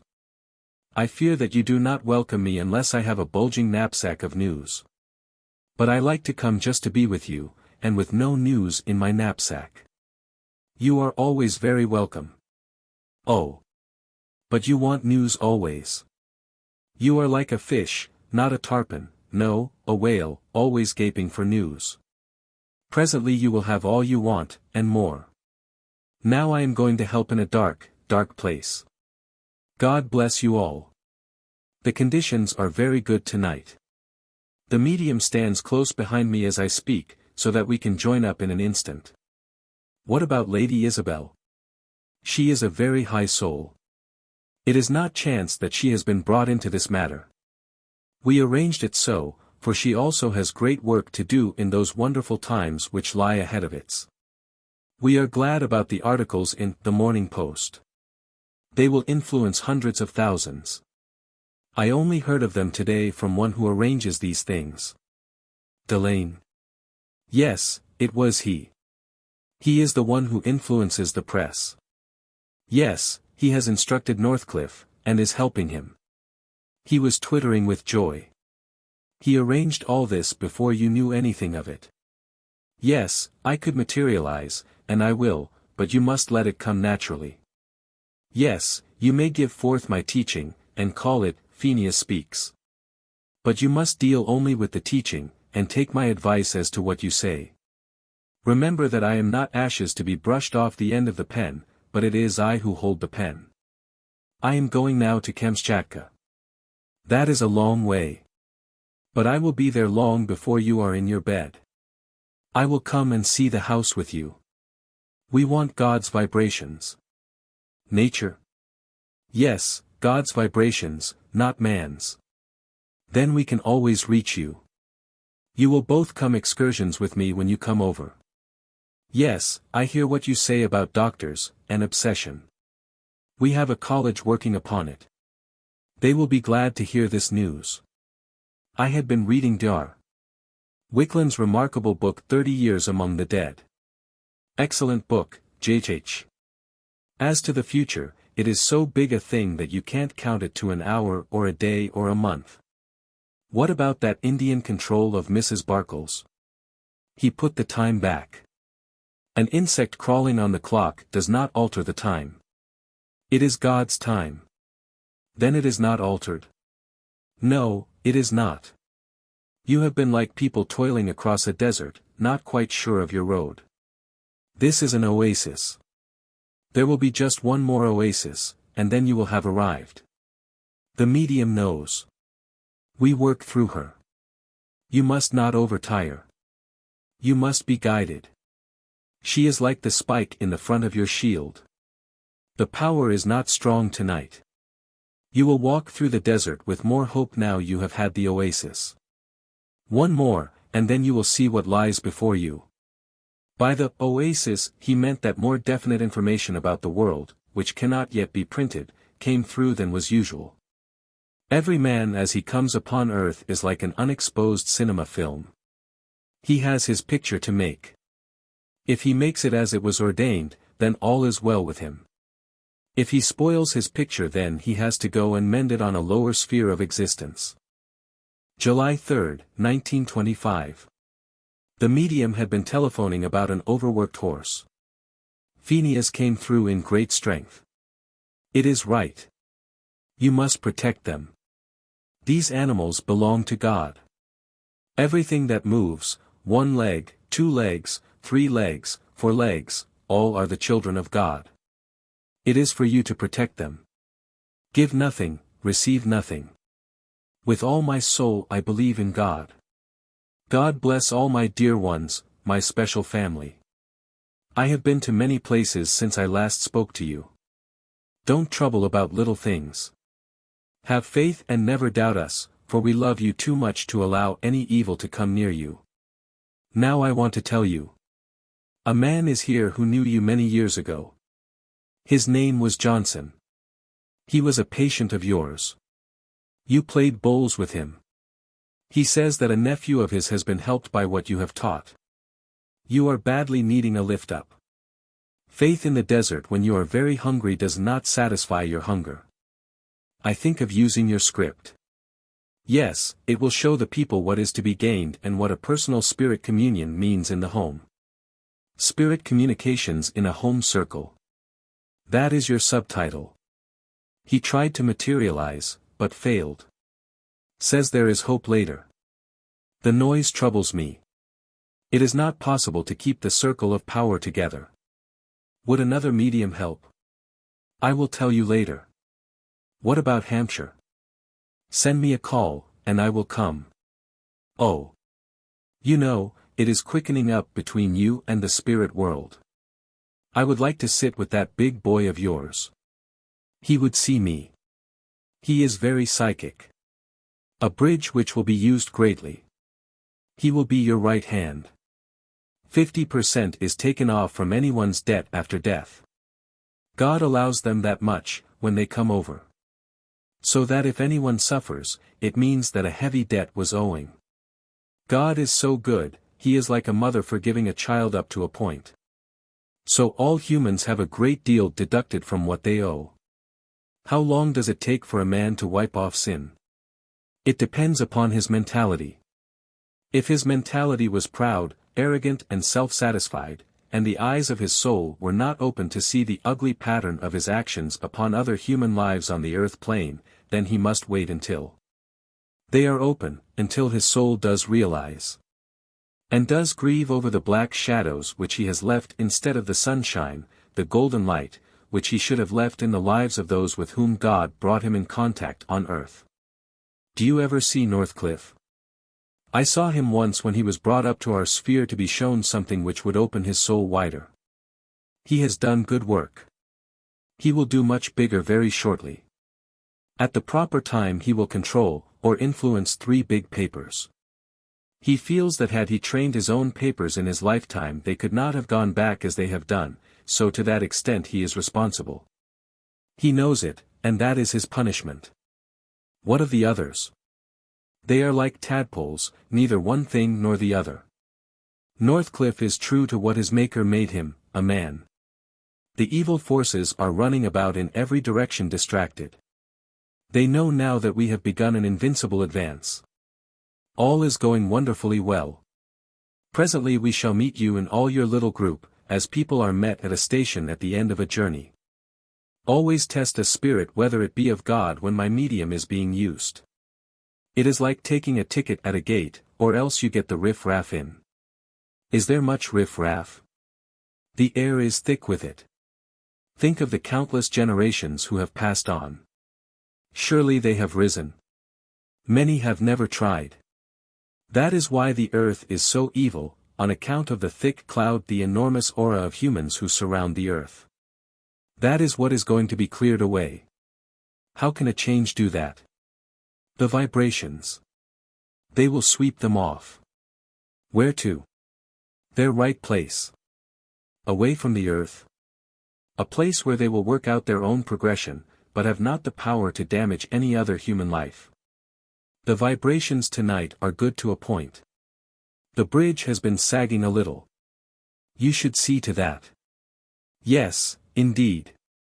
It is the horrible old earth, with its noisome vibrations. And she works too hard. We can't help that, you see, we are not down there. But it will be all right. Pointing to the dog. There are several over here, so jealous. They feel that she, Billy, belongs to them. But they have to progress like humans, and learn that love is always beautiful. They are jealous because you can't see them, and can see Paddy. The Irish Terrier. Lord Northcliffe has come here to see you. What about Dash? A rich man recently dead, of whom we have sad reports. Lord N says it is true. Why is B so unhappy? Lord N says it is because money was his main, and only idea in life. It was a craze, and he gave no attention to helping humanity. What use is the check book in the other world? The money was a trust, and he did not live up to it. Any message? Kingsley is one of Lord N's chief helpers. In Mr. Hannon Swaffer's Return of Northcliffe, my son is mentioned as having helped Northcliffe, whom I knew slightly on the other side. He said so himself. People have to tell the truth over here. Dr. Ellis Powell helps also, I suppose. My work only lies with you and the homeland. It is only when people come up to you that I know something. The dear medium is like Father Christmas, all weighed down with packets, large and small. We marvel at her. When she drops one she lifts another. Teaching is what people want. They have had so little first-hand information. They hunger for knowledge as to where they are going, their destination, and that of their dear ones, and as to the power of God in a real human living sense upon the lives of humanity. They want to know the junction of life which, on one line, leads to destruction, or, on the other, to peace, to happiness, to the fulfillment of all the soul desires. Give them that, and the stars will shine on their souls, even if they do not in the sky, the stars of hope. It has been night, night, night, in many a soul that will come and listen to you on Sunday. Give them the dawn of hope. We hold a conference tomorrow as to the condition of Italy. Who are we? Those who have been deputed to organize, control, guide, and prepare the world. Shall I give some of this to the world? If you gave it to the world too soon it would be sowing valuable seed on stony ground. It would be blown away and the stones would not receive it, for the mentality and the soul capacity of the human race are shriveled up. Therefore, the ground must be shaken up to allow the beautiful soil underneath to come up, in which to sow the seeds of truth, of knowledge and of a great awakening. I should like to tell you something. It is about the welfare of the savage races. That vibration strikes a very strange stratum. Their ignorance is not always diabolical, but it is a sign of the utter failure of the educated human race in propagating the spirit of Christ. If religion had been a real living vital thing, and the true teaching of Christ had prevailed, and his tender love was radiated out, it would have penetrated in a few hundred years to the darkest parts. Whereas such a lamp of theological egotism and power and pride has been lighted amidst humanity that it has been blinded, and the spirit of love, of tenderness, which should have been spread abroad in the hearts of humanity has died like a plant that has been starved of water. That is one of the pictures on the film which has got to be rubbed out by those who are responsible. Think of the churches, the golden images, the jewels. The pomp and ceremonies, think of the lives wasted in vain worship if that money had been spent in working among backward races and winning their love and respect, not teaching dogmas, then in 2 or 3 generations these would have been loving, beautiful people instead of savages. It is one of the greatest reflections upon the churches which have gone in for show and pomp. Their day is done. They have to account now. Every item of the bill has to be rendered in full. Christ's bitterest tears have been shed over the misrepresentation which has been made of him. His understanding of human frailty, his tender, all-enveloping love, has been represented as if he were a great and terrible judge giving sentence to a prisoner.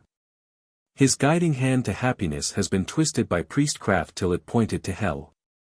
The church which prates of him thus is his worst enemy. The accountant is now ready for the account and all must render one. You humans know so little of what goes on outside your own vibrations. You are like men standing in a wood surrounded by very dark trees, which are obstructing the sky and the surrounding country, and everything that counts, and you judge the outside world from that point of view.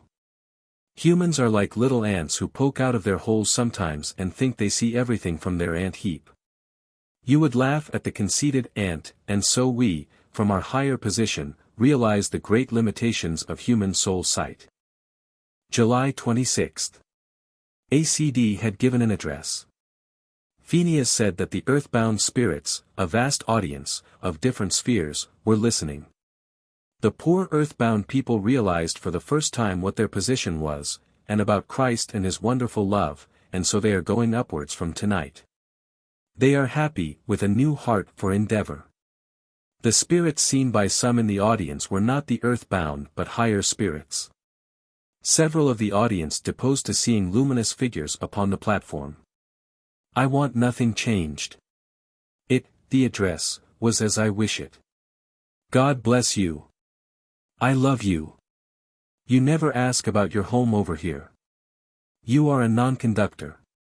If you could expand your soul and mental interest into the other world, it would give you a new vitality. It is another vein of life which would give you generating power here. The bridge likes it.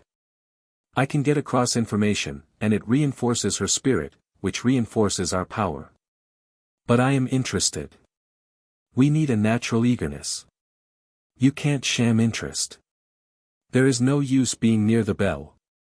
You must press it. I will tell you many things about this Restland. Another time you shall have it. August 24th. Pheneas came through, but the power was not strong. He said that man's soul was eight-sided in its qualities. He would not give the 8 sides, but tenderness was the chief one, and then came sympathy, love, unselfishness, and humility. He said that there was a mountain of hope which was always visible from the gray spheres, and that the sight of it cheered up the dark souls. I find mention of this mountain in Judge Edmund's vision of the lower spheres and also in the Rev. Vale Owens, Paul and Albert. September 4, 1925. A spirit whom we thought to be Pheneas, came and gave us some disturbing messages about our approaching journey to France, saying that there would be an accident on the line, but we should not be injured. He asked whether we could not go by motor and seemed much worried in his mind.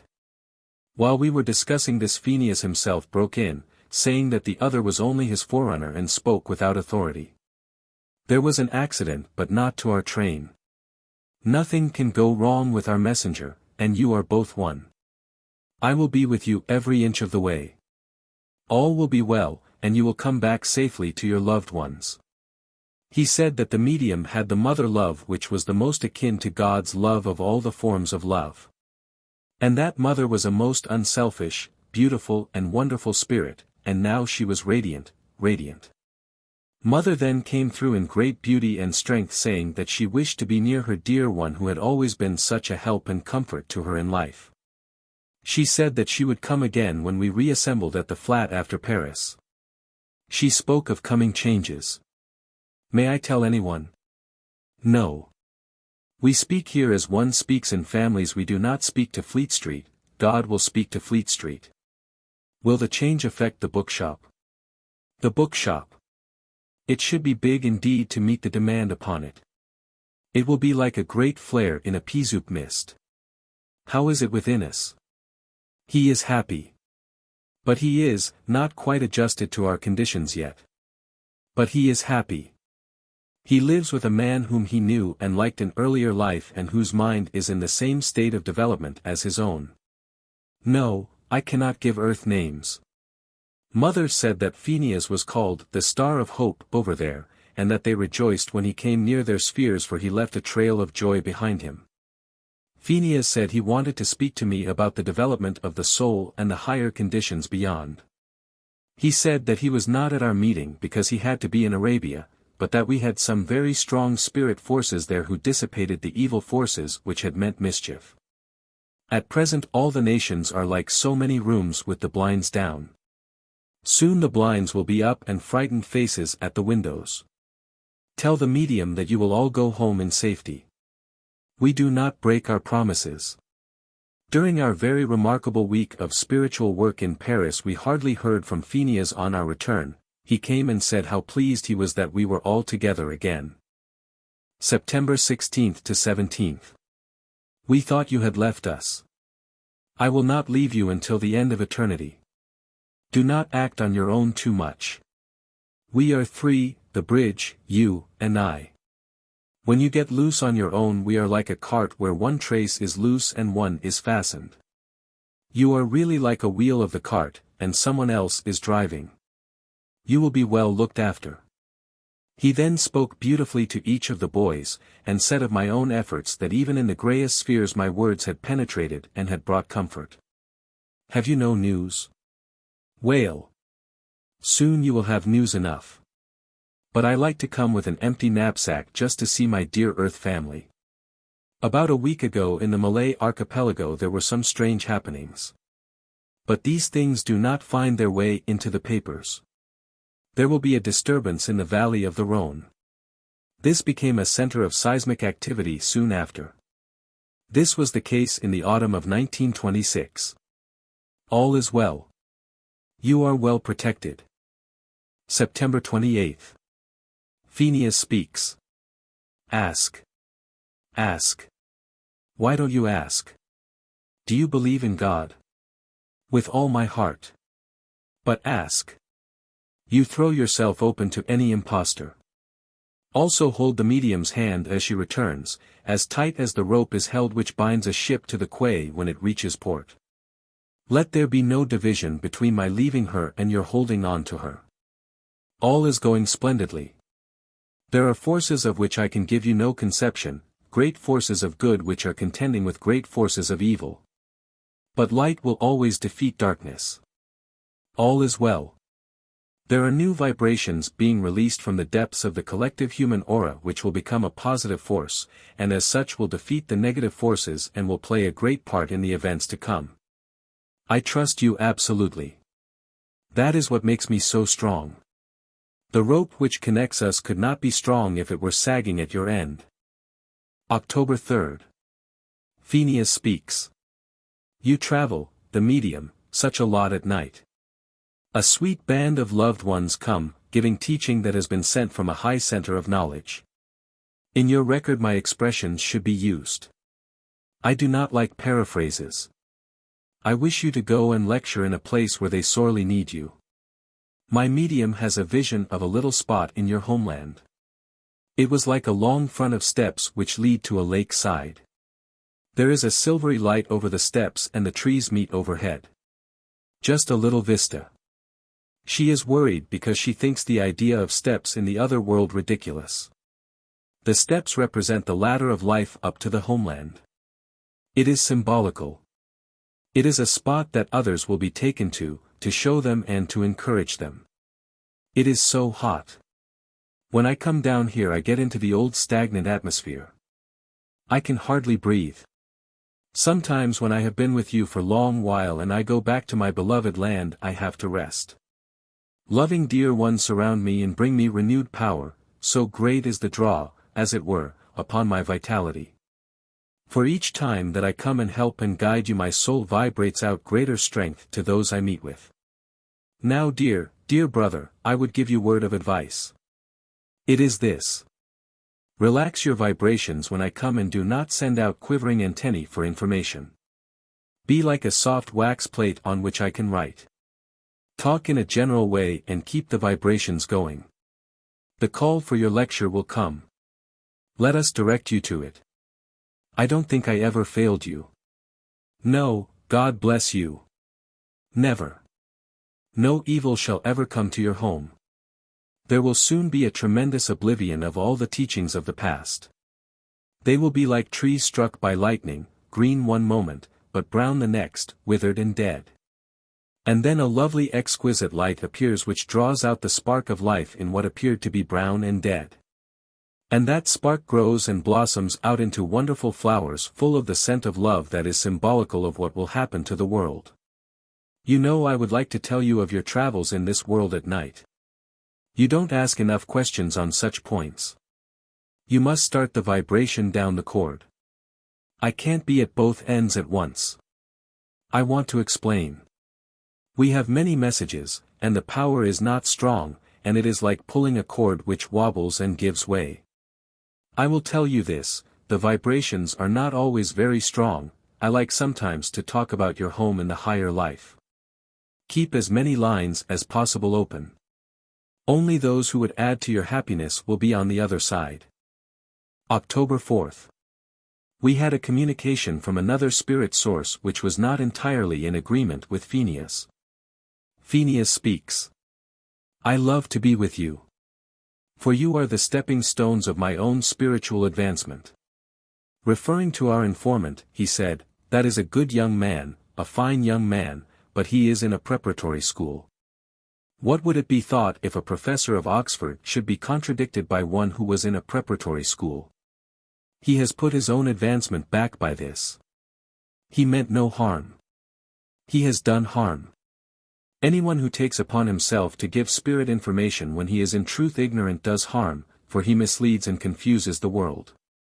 What he has done is as if an ignorant man was to try to uproot a fine and rare plant, long tended and reared, so as to put a buttercup in its place. He then gave a beautiful and wonderful address to some spirits present, telling them to cease brooding over their failures, and to have confidence in the wonderful love of Christ which would help them if they would only look up. October 14th. I asked Pheneas whether I might go over in my sleep and bring back some remembrance of what I saw. He said he would ask leave. That night I had a very vivid dream. I found myself in an enormous city.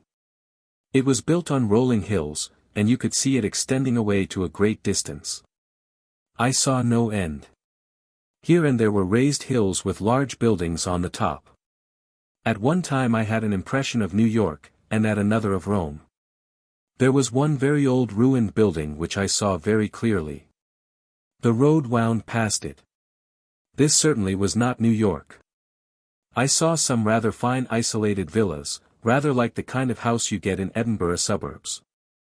I can remember no people at that point, but there were some very fine paintings on the wall. I remember also being in a sort of club, a large room, finely built, with pictures. There were several men. I did not recognize them, but saw them so clearly that I would know them again. One was dressed as Romeo, a gorgeous medieval dress. I remember joking him about it. His face was dull, heavy, and rather sinister. I had at the end a feeling of being lost and of hurry. Altogether it was a very curious experience. October 13th. A strange spirit came, we had some doubt about him, but finally allowed him to write.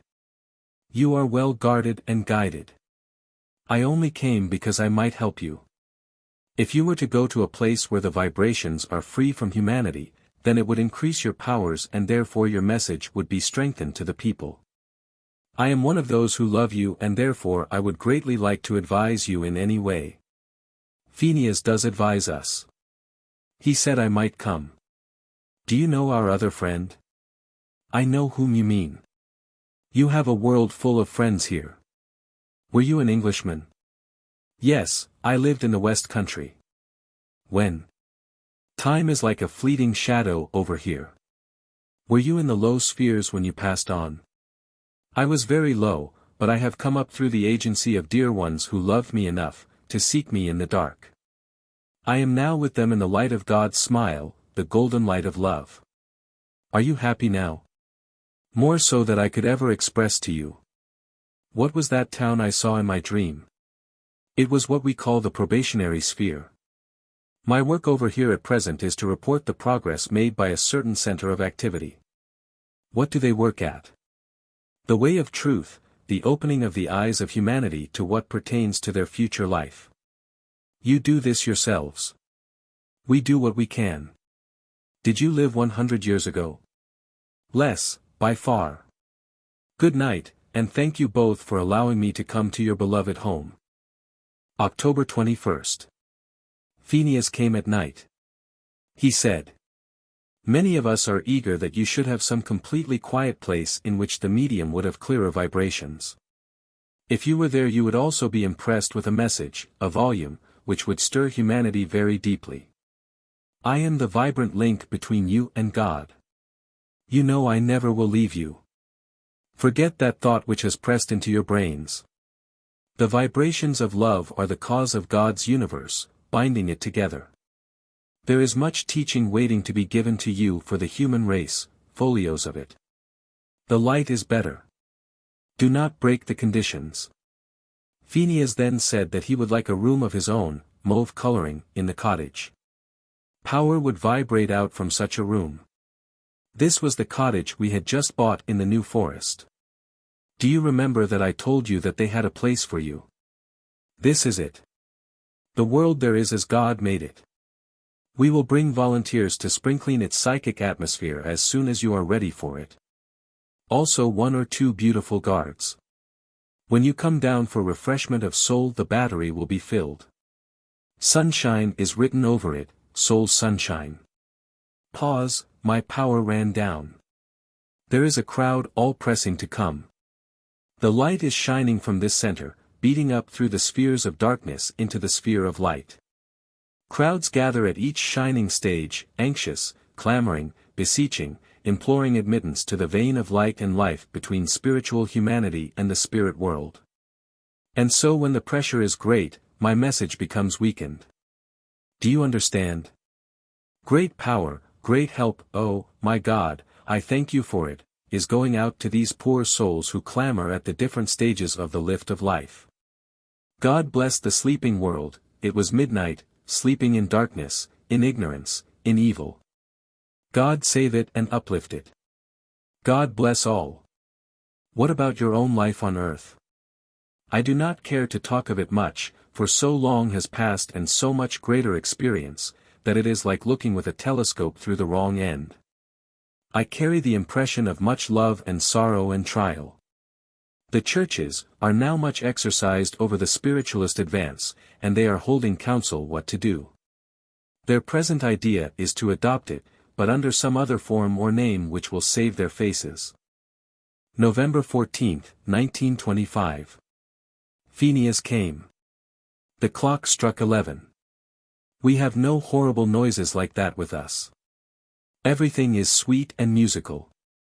They have the other sort in lower spheres, I presume. No, no, they would welcome it there. It is deadly silent. And dark. The conditions are indeed terrible. There are many ecclesiastics there. They are shown pictures of the lives of those whom they have influenced for evil by getting in the way of God's message. That is among their punishments. You will help these poor people when you come over. Love is the ladder which leads down to the lowest hell. Pray for and pity those who are in trouble.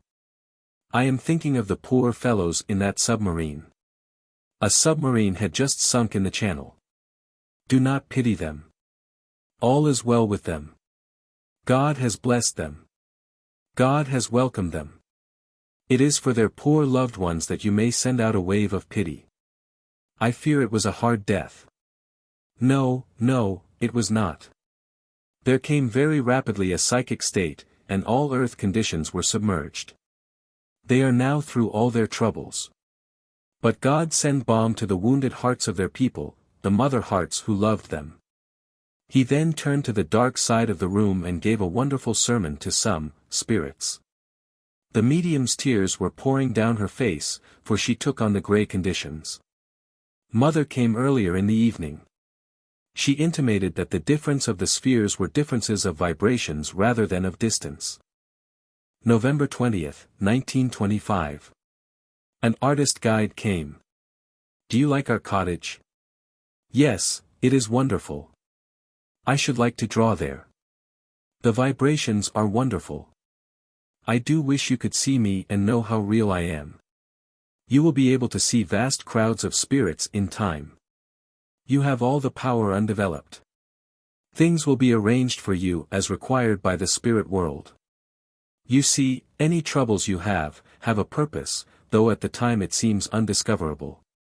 Under every difficulty there is golden love and light, the germ of immortal happiness. You have a man helping who is greatly honored over here. Try and get that name. Names are extraordinary. They are like a bubble that is burst. You cannot get the parts together again, because they are not. I see a very beautiful tower in the east which is near a famous well mentioned in the Bible, and that conveys the name of the helper who is round this beloved star of light. We could make nothing of this. We never want the wrong vibrations to come near us or our channel. It is far more important than people realize yet, the good or evil of vibrations, which are attracted to all and everything they come near. It will be a real pleasure to me to show you over my gallery. Every artist has one. Nothing is wasted. Each gift is as a gem from God, shining with its own particular light and color, making up the vibratory chord of God, which is an all-embracing power coining from the divine center. There will be a great cyclone in America before long. Miami was destroyed, 1926. December 20th, 1925. We were sitting, 10th time, for the voice. Pheneas came. You will get phenomena. This was so. The mantle of power descends. The medium is like the high pole of the wireless, without her your wires would all be on the ground. Your similes are wonderful. I have lived long. My brain has been sharpened. Dr. Lamond is a great vibrant soul. Tell him from me that the long lane is near its turning. You need not ask for miracles all the time. We cannot build a house with a few bricks. All we could do was to collect and store the bricks. The medium is the brick factory. Guard your health in view of the work soon to come upon you. God is descending upon mankind and upon all the strata of his creation. I will tell you one little thing more, another picture. Your home in the other world is ready for you. The human forces which are to make it a perfect creation have been selected. There is a round, small building in the grounds which is filled with exquisite colored vibrations into which you go when you want soul's rejuvenation. It stands amid trees. There is a lovely terrace outside that home with flowers everywhere. Flowers and creepers are all round the home, and there is an oblong pond round which colored birds will come to drink.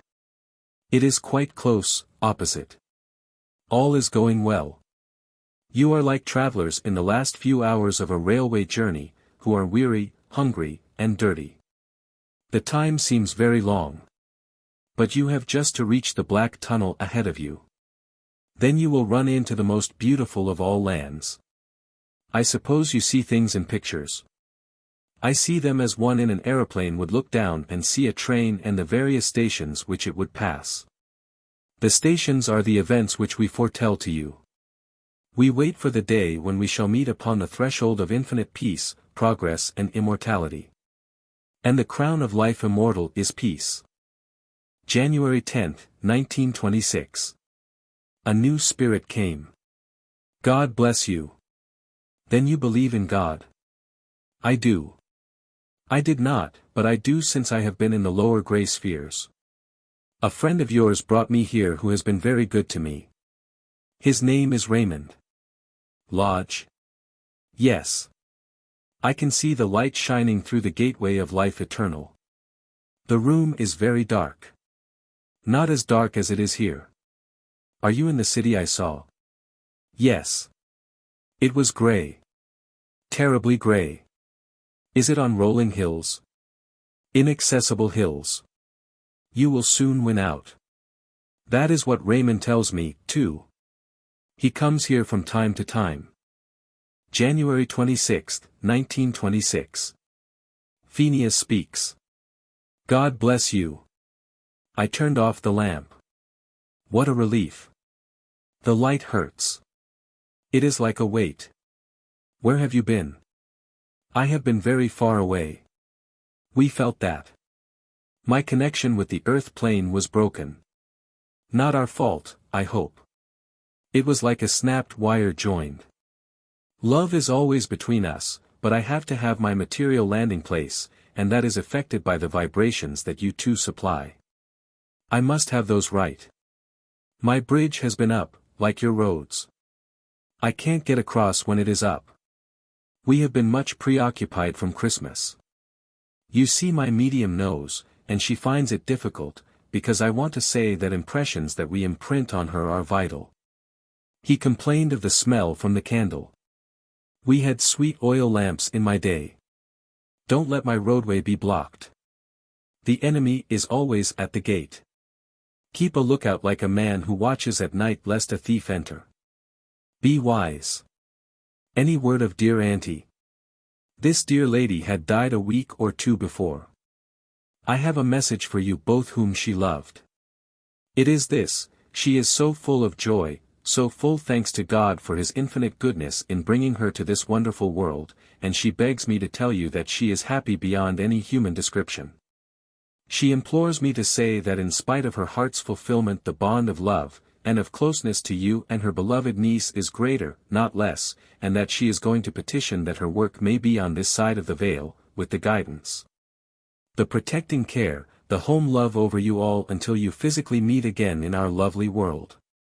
Any word to? He would not understand. It is too sacred for an appeal to the mind of a human who has the blinds down to God's truth, or to knock at the door for admittance when the bolt is shot.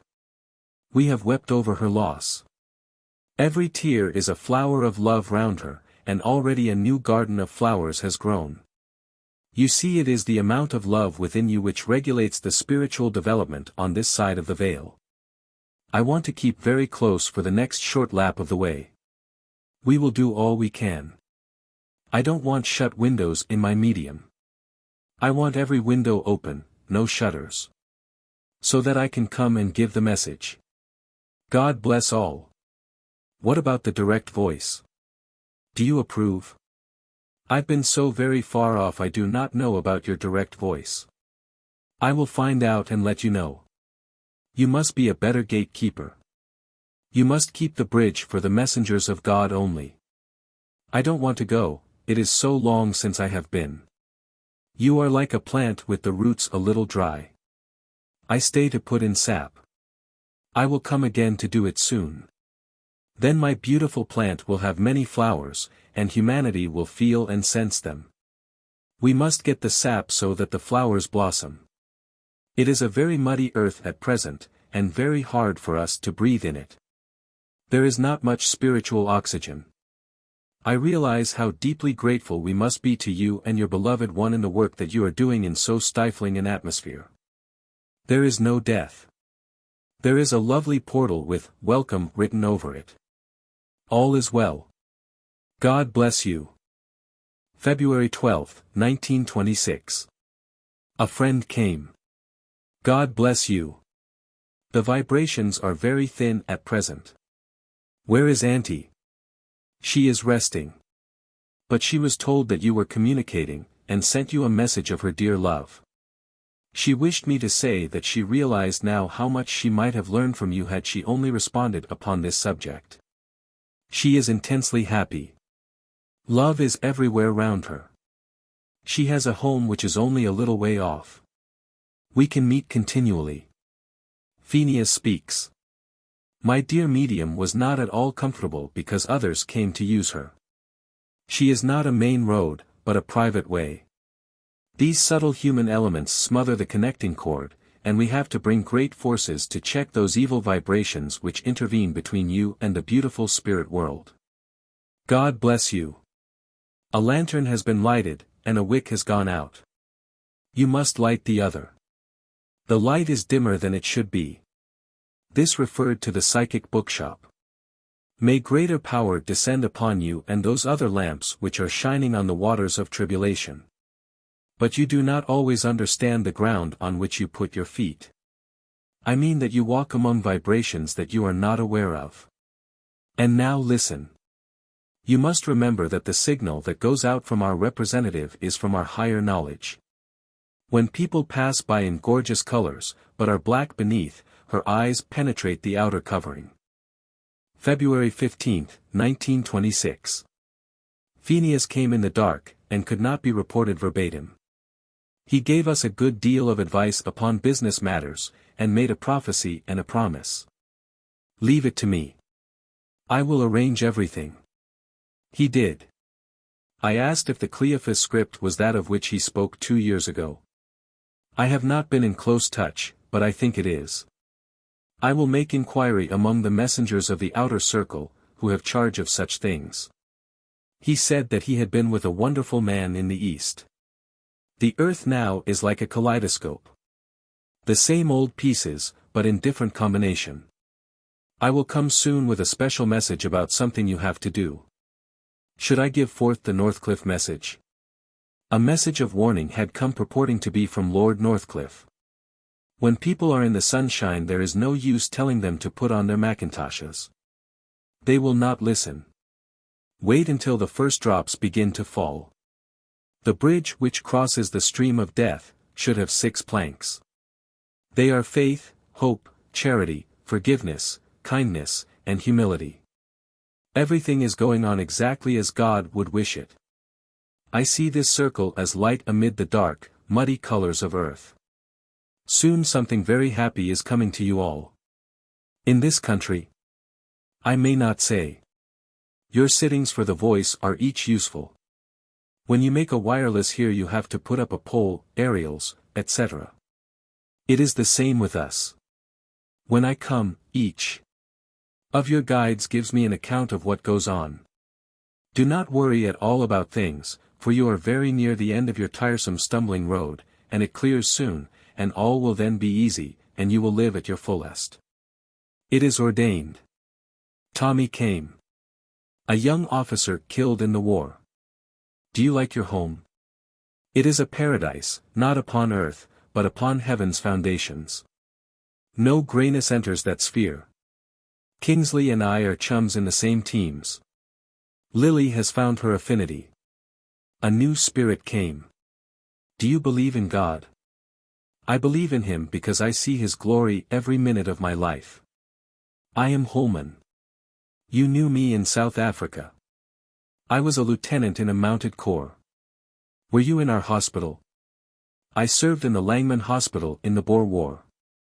For 1 month, and you saved me. But not for long. I died of influenza. It was promotion for me. You have such a cloud of people round you that it is hard to distinguish them. Frank Holman. My home was in the north. An orphan. Shall we get wireless with you? A great discovery is shortly to be made in that direction. A machine is being made in secret. A bridge is being made. Another spirit. He hesitated to say he believed in God. I was a rotter upon earth, but I see now a little light before me. What it means I do not know. Perhaps it means there is a God, and in that case I do believe in him. Are you in a grey place? Fearfully so. We spoke to him and consoled him. Pheneas Speaks. We have been very busy in Dalmatia today. All these preparations are like the scaffold poles one fixes up all round some building which one is erecting. I am going this afternoon to the Euphrates. We did not call it that of old. We had an Arab word for that land which meant the Garden of Flowers. March 25, 1926. In a little time there will be a great discovery of an electric nature made by spirit power by a man who knows nothing of electricity. It will mean seeing and hearing by means of electricity. This spiritual knowledge is coming into your world in little rills all from a source which is inexhaustible. Soon these rills will unite and form pools and lakes, which will submerge everything. Conditions are mixed tonight. There have been workmen and others in this room who have mixed the atmosphere. You must understand the difficulties. Electricity is as coarse as lead compared to these fine psychic vibrations. All is well. There is a very great man on our side who will inspire you at your address tomorrow. Humanity will soon be staggered at the enormous power shown from on high. The result will be to lower all the bridges of thought in the direction of the spirit world. You spiritualists will have to get busy, all of you, in helping to lower those bridges, and giving the tickets of entrance to those who would pass over to a greater conception of faith, thought, and knowledge. A gardener in a conservatory, when he sees a life-killing fly destroying the plants that he lovingly cultured and tended, will spray those plants with an anti-death toxin. So will the great gardener when he sees his beloved flowers being destroyed by noxious growths. God bless you. Let your mind be very open to us, to our directions, in the next 24 hours. Don't shut the doors and windows. Let us in. Don't get it too tight. You understand. April 10, 1926. Pheneas came, begged us to be very careful that no one personate him. Put a double lock on the door. Your lectures of the last week have roused up several who will be captains and leaders in the future. It is very important that I keep the line open now. It will be so important soon. Now I go to the Hebrides. There is a development of power which will eventually show itself there. I am being shown it because I am one of those who are in touch with the central wells of power. Why don't you test me? You are rather like a ticket collector who never takes the tickets.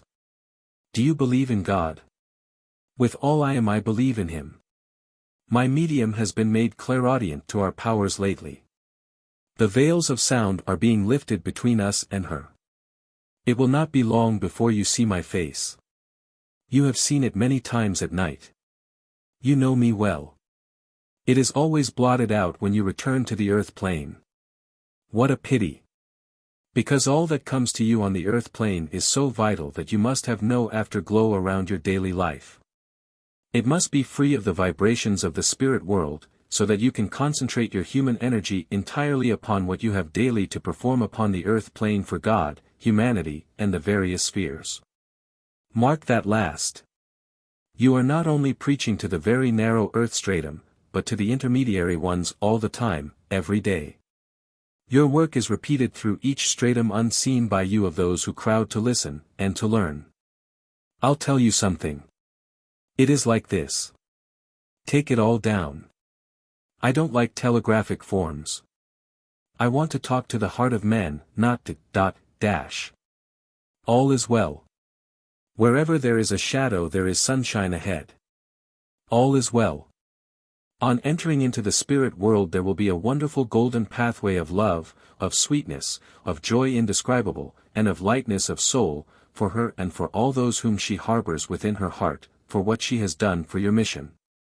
And for those dark shadows of humans who have crossed her path, for the arms that have held up, for the heart that has loved, for the soul that has gone out to all those creatures of suffering. The medium partly regained consciousness, but Pheneas again took control. The forces of God are descending rapidly upon the world, and they are encompassing it. Then will come the conflict between black and white, but white, as always, will win. Those in the movement are being judged one by one. Here the medium went through the action of picking up one after the other, some replaced, some thrown down. April 26, 1926. Dennis present. Pheneas speaks. This medium is concerned about her pickaninny getting cold. Light the fire. Am I de trop? No, indeed. They say you, Dennis, must try to develop on a very high sphere in a way that will be given you, because there is going to be an upliftment of psychic force in your direction which will have most beneficial results upon you in every way. Give us the keynote. We look to you. We watch you. Tender loving eyes are on you. He volunteered for work upon the earth plane. He was told before he left that wonderful sphere the road would be rough, that the rocks would cut his feet, the difficulties of life. He answered, the glory of Christ reigns in my soul and my heart and my being. I have courage. I can succeed. And Christ's blessing was on him as he left the spirit world, and the angel forces blessed him as he passed on to the earth that needed him. Soon the call will come. The memories, dim memories, of the life immortal, linger at the back of his soul, with the blind down, a Venetian blind, as you would say, which lets the light in. What form will the call take? It is like the tuning up of wireless, and then the inspiration can come through. If it is switched on to Earth, only Earth can come. What about the work? He has work to do with the regeneration of certain souls that walk, as it were, on a tight wire, balanced. He is to meet those people, and by his own influence he will pull them up and keep them from falling into the abyss. Those people will in turn do enormous work, and all on account of his help to them. Great will be the glory of life immortal. Love is joy, love is happiness. Love vibrates out in all directions. You are put a little through the fire so that you may make the effort, and you make it, mark you. It is ordained. Trim your wick a little, and soon the wick will not require trimming. All is well with you. All is beautiful. All is holy. All is as it should be. Tremendous power will descend from wonderful sources to you before long, which will bring a light, a happiness, an upliftment, a joy past all understanding. I mean the beautiful life which is to emanate from him to those around him, and which will react on him in a way which will fill his very being with happiness which he has never imagined. In the next world? No, here, and there also. Do not pity the so-called dead. They are the lucky people. If you saw a place that had been stricken with disease, would you say, poor people, because they were going to a land where there was no suffering? Where all had enough and more than enough, and where joy filled the heart instead of sorrow? You would say, lucky people. So it is with those who have given out kindness and unselfishness and who have tried their best in doing their everyday work in the earth plane. That is the flower of religion. We don't have meat here. We love all living creatures because God made them, and He loves all that He has created, for in each there is a spark of God, and that is love, for their mates, their little ones, for something. I get troubled when I see the creatures sacrificed to the appetite of man. But their days are numbered. Comparatively few more will be sacrificed. Because in the new world humanity will have awakened to the sense of the enormity of the action which they take when they absorb a life that God has not done with. I mean when they kill creatures to fill their own bodies. We are none of us vegetarians. Your hearts are full of love for the animal world, and you will be glad at the memory that you had sympathy on the dark earth plane. We see the difficulties of dietetic change. Soon you start a new era, you begin life instead of existence. Now you come up to the top story when, for the first time, you will see things as they are. Humanity will be like the worms when they come up to the surface. You have wandered away. I have my own way of getting at my subject. We will do what we can. I can't promise anything. When I come and manifest, I bring a communicating cord with me so that the power I use from you is replenished at night by a revitalizing spiritual and physical power, so you are the gainer. The balance is always in your favor when I use you, you are the gainer. I uplift the soul and strength of the medium when I come. I build up the vital force to carry on in the path she treads, carrying the banner of light, and holding out the hand to those who need it, on the little path of life that is left. May your circle all realize the angel world that surrounds and envelopes them. May they realize the blessings that come from it and ever look upwards. Another came. I am your guide, the mediums. I believe in God with all my soul. All that I am, all that I ever shall be, is founded and created by Him. I am Julius, yes, her guide. God bless you, my dear one. What about the future? I leave all that to Pheneas. It is his province. You will do an enormous work in that dear home in the forest. It will have most far-reaching effects. We are eager now that you should get there. Where is dear Pheneas? He is in the darker spheres, suppressing evil forces. It is intermediate, between the lower spheres and this earth. He was most anxious that I should come in his stead. Another came. I never knew you on earth, but I love you both very much. Why? Because you have shown me the light. Who are you? I was a Norwegian. How long dead? A century. Were you in the dark? Yes, I was a materialist. And are you happy now? I am a wellspring of joy. Were you an artist? I was a singer, first a doctor, until I found I had a paying voice. I was at your Leeds lecture. There was a crowd of us. We all came away new men. May 8, 1926. Pheneas spoke of the strike. He said, "England is our chosen land. We are lighting a light there, but when you light a light you get smoke from the wick. This is the little smoke, but it will soon clear, and then you will get the light.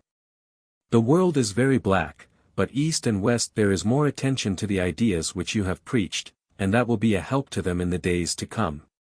The world will now come out of the kindergarten and into the grade 1 class. This fourth dimension which is spoken of so mysteriously, is only one more step in the ladder of evolution. May I ask a question?" "Certainly. Do I understand that when the climax comes, some folk will pass over spontaneously, and a large number will carry on, and the rubbish all be destroyed?" "That is correct. Ask me more if you like. If we pass on spontaneously and our bodies lie behind, how does it differ from death? It will come when your psychic senses are open, and you can see us around you. You will drop your body as a man with many coats might drop one without knowing. When you look back and see the old worn coat, and find you are in a better one, you will not regret it. Will many other spiritualists pass on?" "Yes, many. There followed prophecies as to the fate of individuals. We must have another meeting soon. We have some important orders from on high for you. Could you give them now? Across them is written, 'The time is not yet come.' When that writing disappears we will give them." He then spoke of our home in the spirit land. Built by loving hands and loving hearts. A very clear and remarkable sitting. May 16, 1926. Pheneas said that he would presently send a healer to give us both more strength. He was a very sweet soul. He was studying the root of all diseases so that microbes might be extirpated in the new earth world. He had been taken by my mother and others recently to see our beautiful home. The scent of the flowers was a living thing, for those flowers represented help that we had given to various people in life. "I will come soon in the flat. I will not come in the cottage until you are alone there." Several of the opponents of the movement are beginning to feel very uncomfortable about their position. We address unseen mortals here, those who ruined their opportunities on earth would not see or hear, who turned a deaf ear to humanity's cry for help, and now their hearts are full of bitterness, the bitterness of regret. They have come to this bright home like drowning souls clinging to any plank of hope. Now I would tell you a little thing about your home. The little whales like it. Give me more air. Air has many vibrations which come from nature, and so some is vital, and some all dried up. Open the window. Things are going wonderfully well in the East, far better than we had contemplated. There is also a strong vein of power being created in the Eastern Hemisphere, which will greatly affect Central Europe in an unexpected way. For good. All is for good eventually. It is being created by our side against the evil forces prevailing in that part. The rubbish heap is ready for them. The world is in the state of a honeycomb. The holes are filled in some places, and seem solid, but there is nothing at the back of them, and when the pressure is put they all collapse. My power runs low. I wanted to come on the eve of your birthday. I'll come soon again. Why do we get so few messages about the future? They have been told by the higher powers that it will be better for them now to leave what they have told you to sink into your minds. Do not be afraid that they have deserted you. That is out of the question. Whenever you need their help in any way just call to them, and they will be there. And you? Always until the end, or rather the beginning of life eternal. June 26, 1926. I should like to say, don't think I am not with you because I don't come often. The reason is that there is great pressure over here at this moment, and we depute our representative to guard and watch over those who we are intimately responsible for, and when the need comes for our presence, they signal and we come. So our line is always in touch with your conditions. The whale has been hungry. There are tidbits for the whale. I could do with more. I have a sack load, but the time of delivery is not yet. All is as God has planned it. There are tunnels, but you come out into the sun. Only a wee while, and the door will open into a world so sunny and beautiful that you will almost be blinded by it. It is life written in big letters. The other, the prelude written in gray.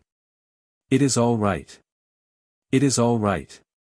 Our bridge is the link over which much valuable traffic must cross. Therefore we look after our bridge, and angelic power shall be felt, to revitalize the vein of life, which is thin at present. All God's blessings surround you, and make you realize that the day is at hand when we shall all meet and say, God be with you. You will put the nasty old journey away into the background when you arrive home. August 5, 1926. Pheneas, after a long absence, came through for a short time. He said that the medium had been busy and this had hindered him. How is everything? Splendid. I shall come soon for a long talk. I have an invisible room in this house where my helpers always are, and I will come sometimes, and give you all strength. I have more than a knapsack of news for you. I have a whole cart full. This forest home was marked down for you as long as 20 years ago. August 16, 1926.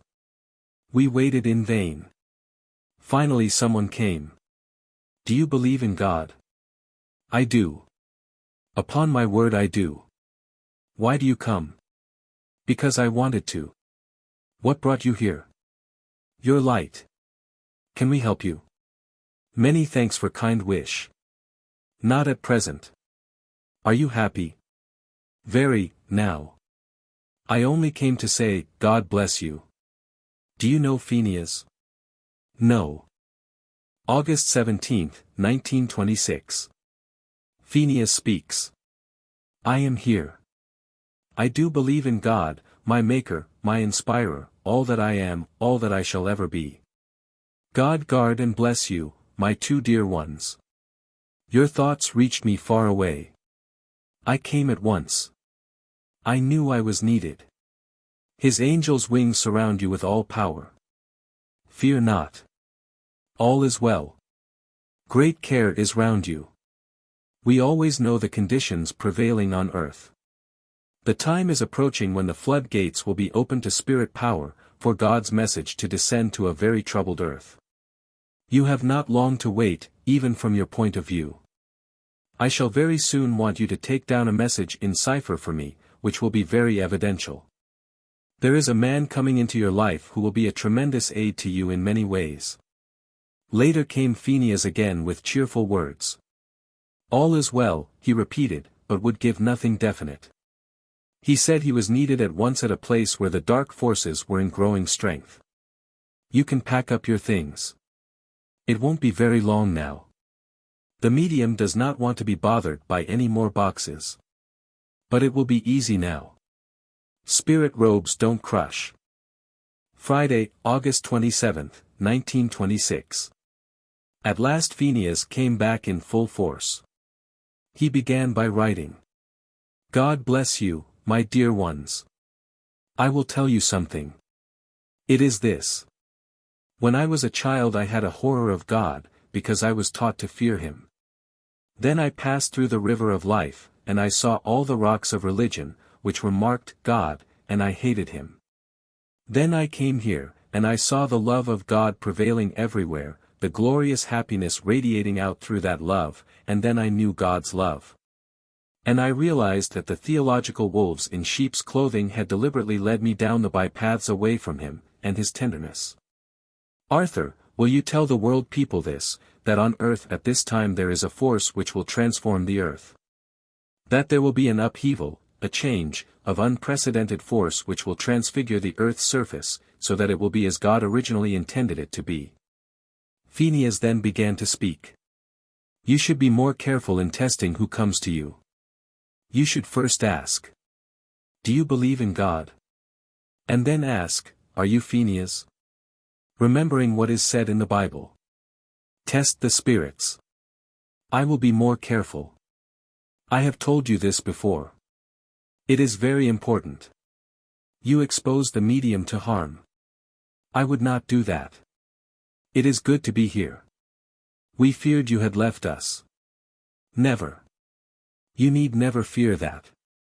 But am like a captain who has to visit the ramparts continually, though he can always be recalled. Do not ask too many questions. Let me give my own message, else you make my landing stage more bumpy than it needs to be. This house is splendid, and the place wonderful. We have got it now as we want it. The great trees of this forest shed out a power, an aura, which man has not yet recognized. We were in our forest cottage. A beneficent power? Yes, entirely so. You will get a fountain of power built up in this house which will affect every one of you, and strengthen your spiritual powers and vibrations. How are things going? All is well. The dark forces have set a movement going in order to check God's power, which they see approaching the earth. They will fail. These forces are evil, and must go. You will be approached soon by another, who will claim to be a spiritualist, but who plots evil. Be on your guard. We have our eye on him. There will come much good from a spirit source, a medium, who has been regarded with some suspicion. Tell the medium when she wakes that the matter she is wondering about will be all right. I will tell her. She will be wonderful. She has God's great work to do. Tear-dimmed eyes will look up at her, and they will lighten in joy as they see the power that God has given her. So long as she uses those powers, no harm can touch any of you. What shall I do about the book I am preparing on your teaching? The present volume. We shall always let you know the medium. Very good. It is delicate work. You will be instructed. Much must be withheld, for the world is not ready yet. I shall come back soon, for I have a message for someone near here, who needs it badly. May God's blessing rest upon you all in this house, and upon all whom you love. September 1st, 1926. Children present. It is I, Ines. We shall soon be very close. Have you news of the future? We in our sphere are never told what to happen in detail and time. We only have a general knowledge. Never press matters. Let things come about naturally. Do not be ahead of the coach. Be on it. We should like you to observe the following directions. 1. To be ready in health. 2. To be ready in knowledge, accumulated. Then we would have you understand this, that you must all realize that at present there is a very vital force surrounding you all, to determine which is capable and worthy of the work Christ may send to your group to do. This is the testing time. You are all unconsciously putting on your armor now. Be ready. In God's name, in Christ's name, be ready. Do not wait till the bugle sounds from on high. Then it will be too late. Be prepared. In all our names we beg, we implore you to do this, for upon your present efforts our great united meeting depends. Do not fail. All else is as the sands of the sea, unseen, unknown, of a great uselessness. We are tremendously excited, and hopeful, and our hearts reverberate at the thought of the great assembly of all our beloved ones. God is in his heaven, and all is well. Never fear, however the dark clouds of opposition surround you. The circle is God sent, God preserved. God be with you all, my dear earth people. Pheneas Speaks. I do, God bless you, I do.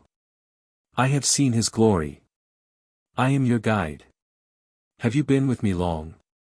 Yes, for many years, watching your development along the line ordained. Do you like this house? We have found it for you. It is the ideal place for much power to be transmitted through it. It will be a receiving station for much knowledge. God bless you in all peace. Children present. Pheneas Speaks. After the usual tests. Was that message right about a delay? Yes, in a way it was right. But all is well. I will come soon and tell more. You seem to have left us. You have this idea of your book in your mind, and it blocks me. We are like two people meeting on a plank. One or other has to give away. Well, it is your book, not mine. You have been the pen.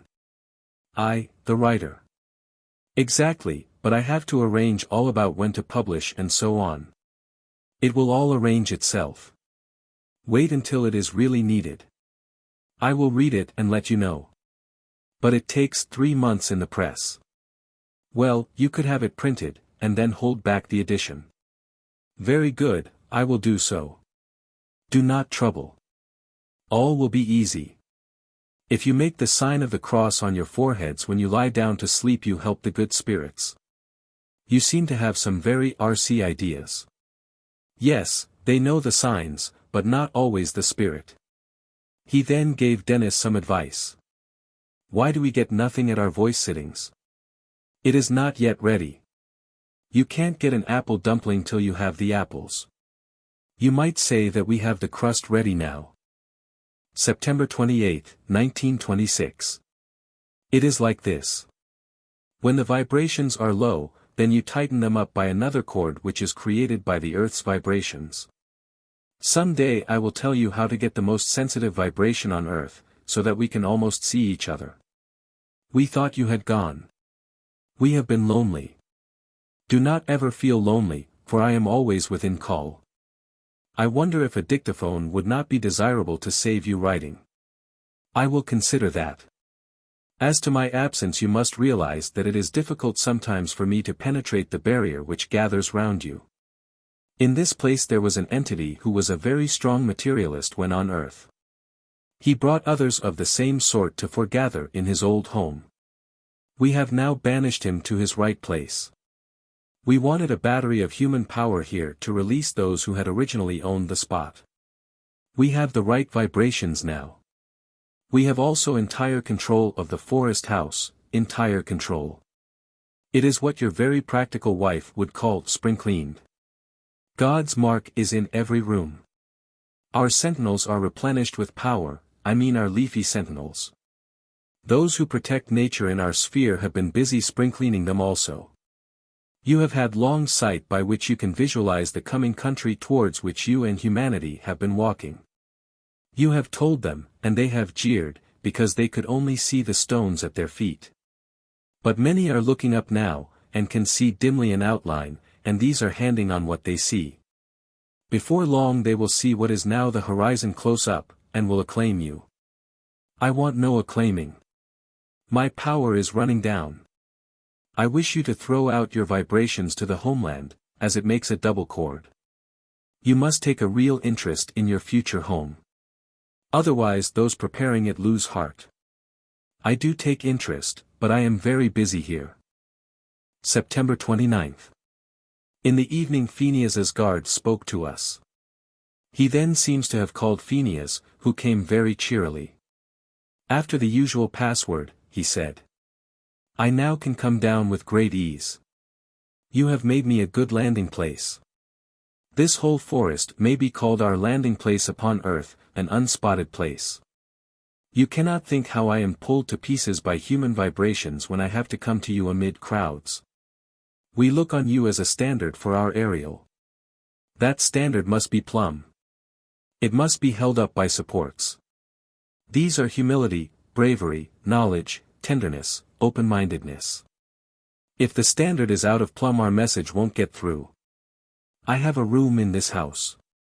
From the window I look out on the great tree sentinels. We are greatly honored. You must think more of what we are doing for you in our home. How can I, with so much before us? All is going on well, more than well. All beautiful things down to the smallest berry or flower are from God, and act as God's servant. There is one here who was earnest and good in life, but now that he has passed over he realizes that he really missed everything. He is horrified to find it so, and his one desire now is to make good by helping you. He has attached himself to your forces. Yes, get a dictaphone. Use it for all purposes. For above all, it is needful to get an exact record of what we say when we consider its importance in the days to come. October 10, 1926. God bless you. I wanted to come tonight especially. Yes, I believe in God, because I have seen His glory. No, I am not Pheneas. I am an Arabian. I go with him always to the east. Any news of the future? Only this. That we are very expectant. Another spirit came. Are you happy over there? I am, and have been for some time since my dear wife came over here, and helped me to join her. Did we know your wife? No, but you helped her greatly when she was distressed over my passing, so I have come to thank you and bless you with all my heart. Perhaps you can help our children. I will do all I can with all my heart. Pheneas came. I will try to write direct. It is strange for me to write. When I was on earth we used to write through pieces of leafy stuff. This is quite different. The writing became very rough. You know that I am coming with you all the way until we meet at last in the great beyond. Pheneas then began to talk. He said that the conditions were always very thin because I would not show interest enough in the other world, but only in the future of this world.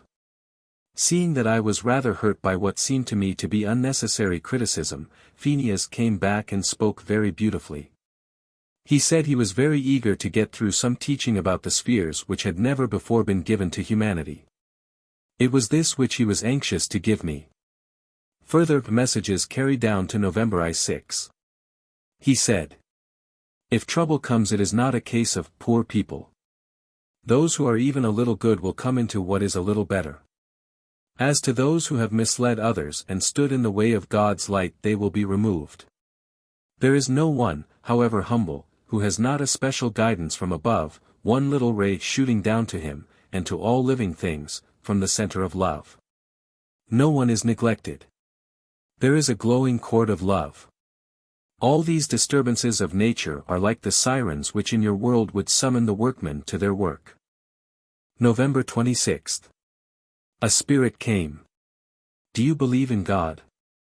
I do, because ever since I came to this wonderful world I have seen His love everywhere. I am an Arabian. A friend of Pheneas? Yes, his cousin. Pheneas has a great band round him. Did you also live at Ur? No, I lived many miles apart from him. Was he a king or chief? He was a leader among the people, respected and beloved. Was he a warrior? He won a great battle against odds. That was what first drew the people's attention to him. Then it was his glorious character. Humanity lives in a closed box at present, knowing nothing of the great spirit world outside, so full of radiant vibrations. What shall we call you? You can call me Josephus. These are Eastern, but hardly Arab names. We care nothing for our old earth names. I suppose it is thousands of years since your earth life. Time is as a puff of wind over here. It is not. Your own time will very soon be the same. Pheneas came.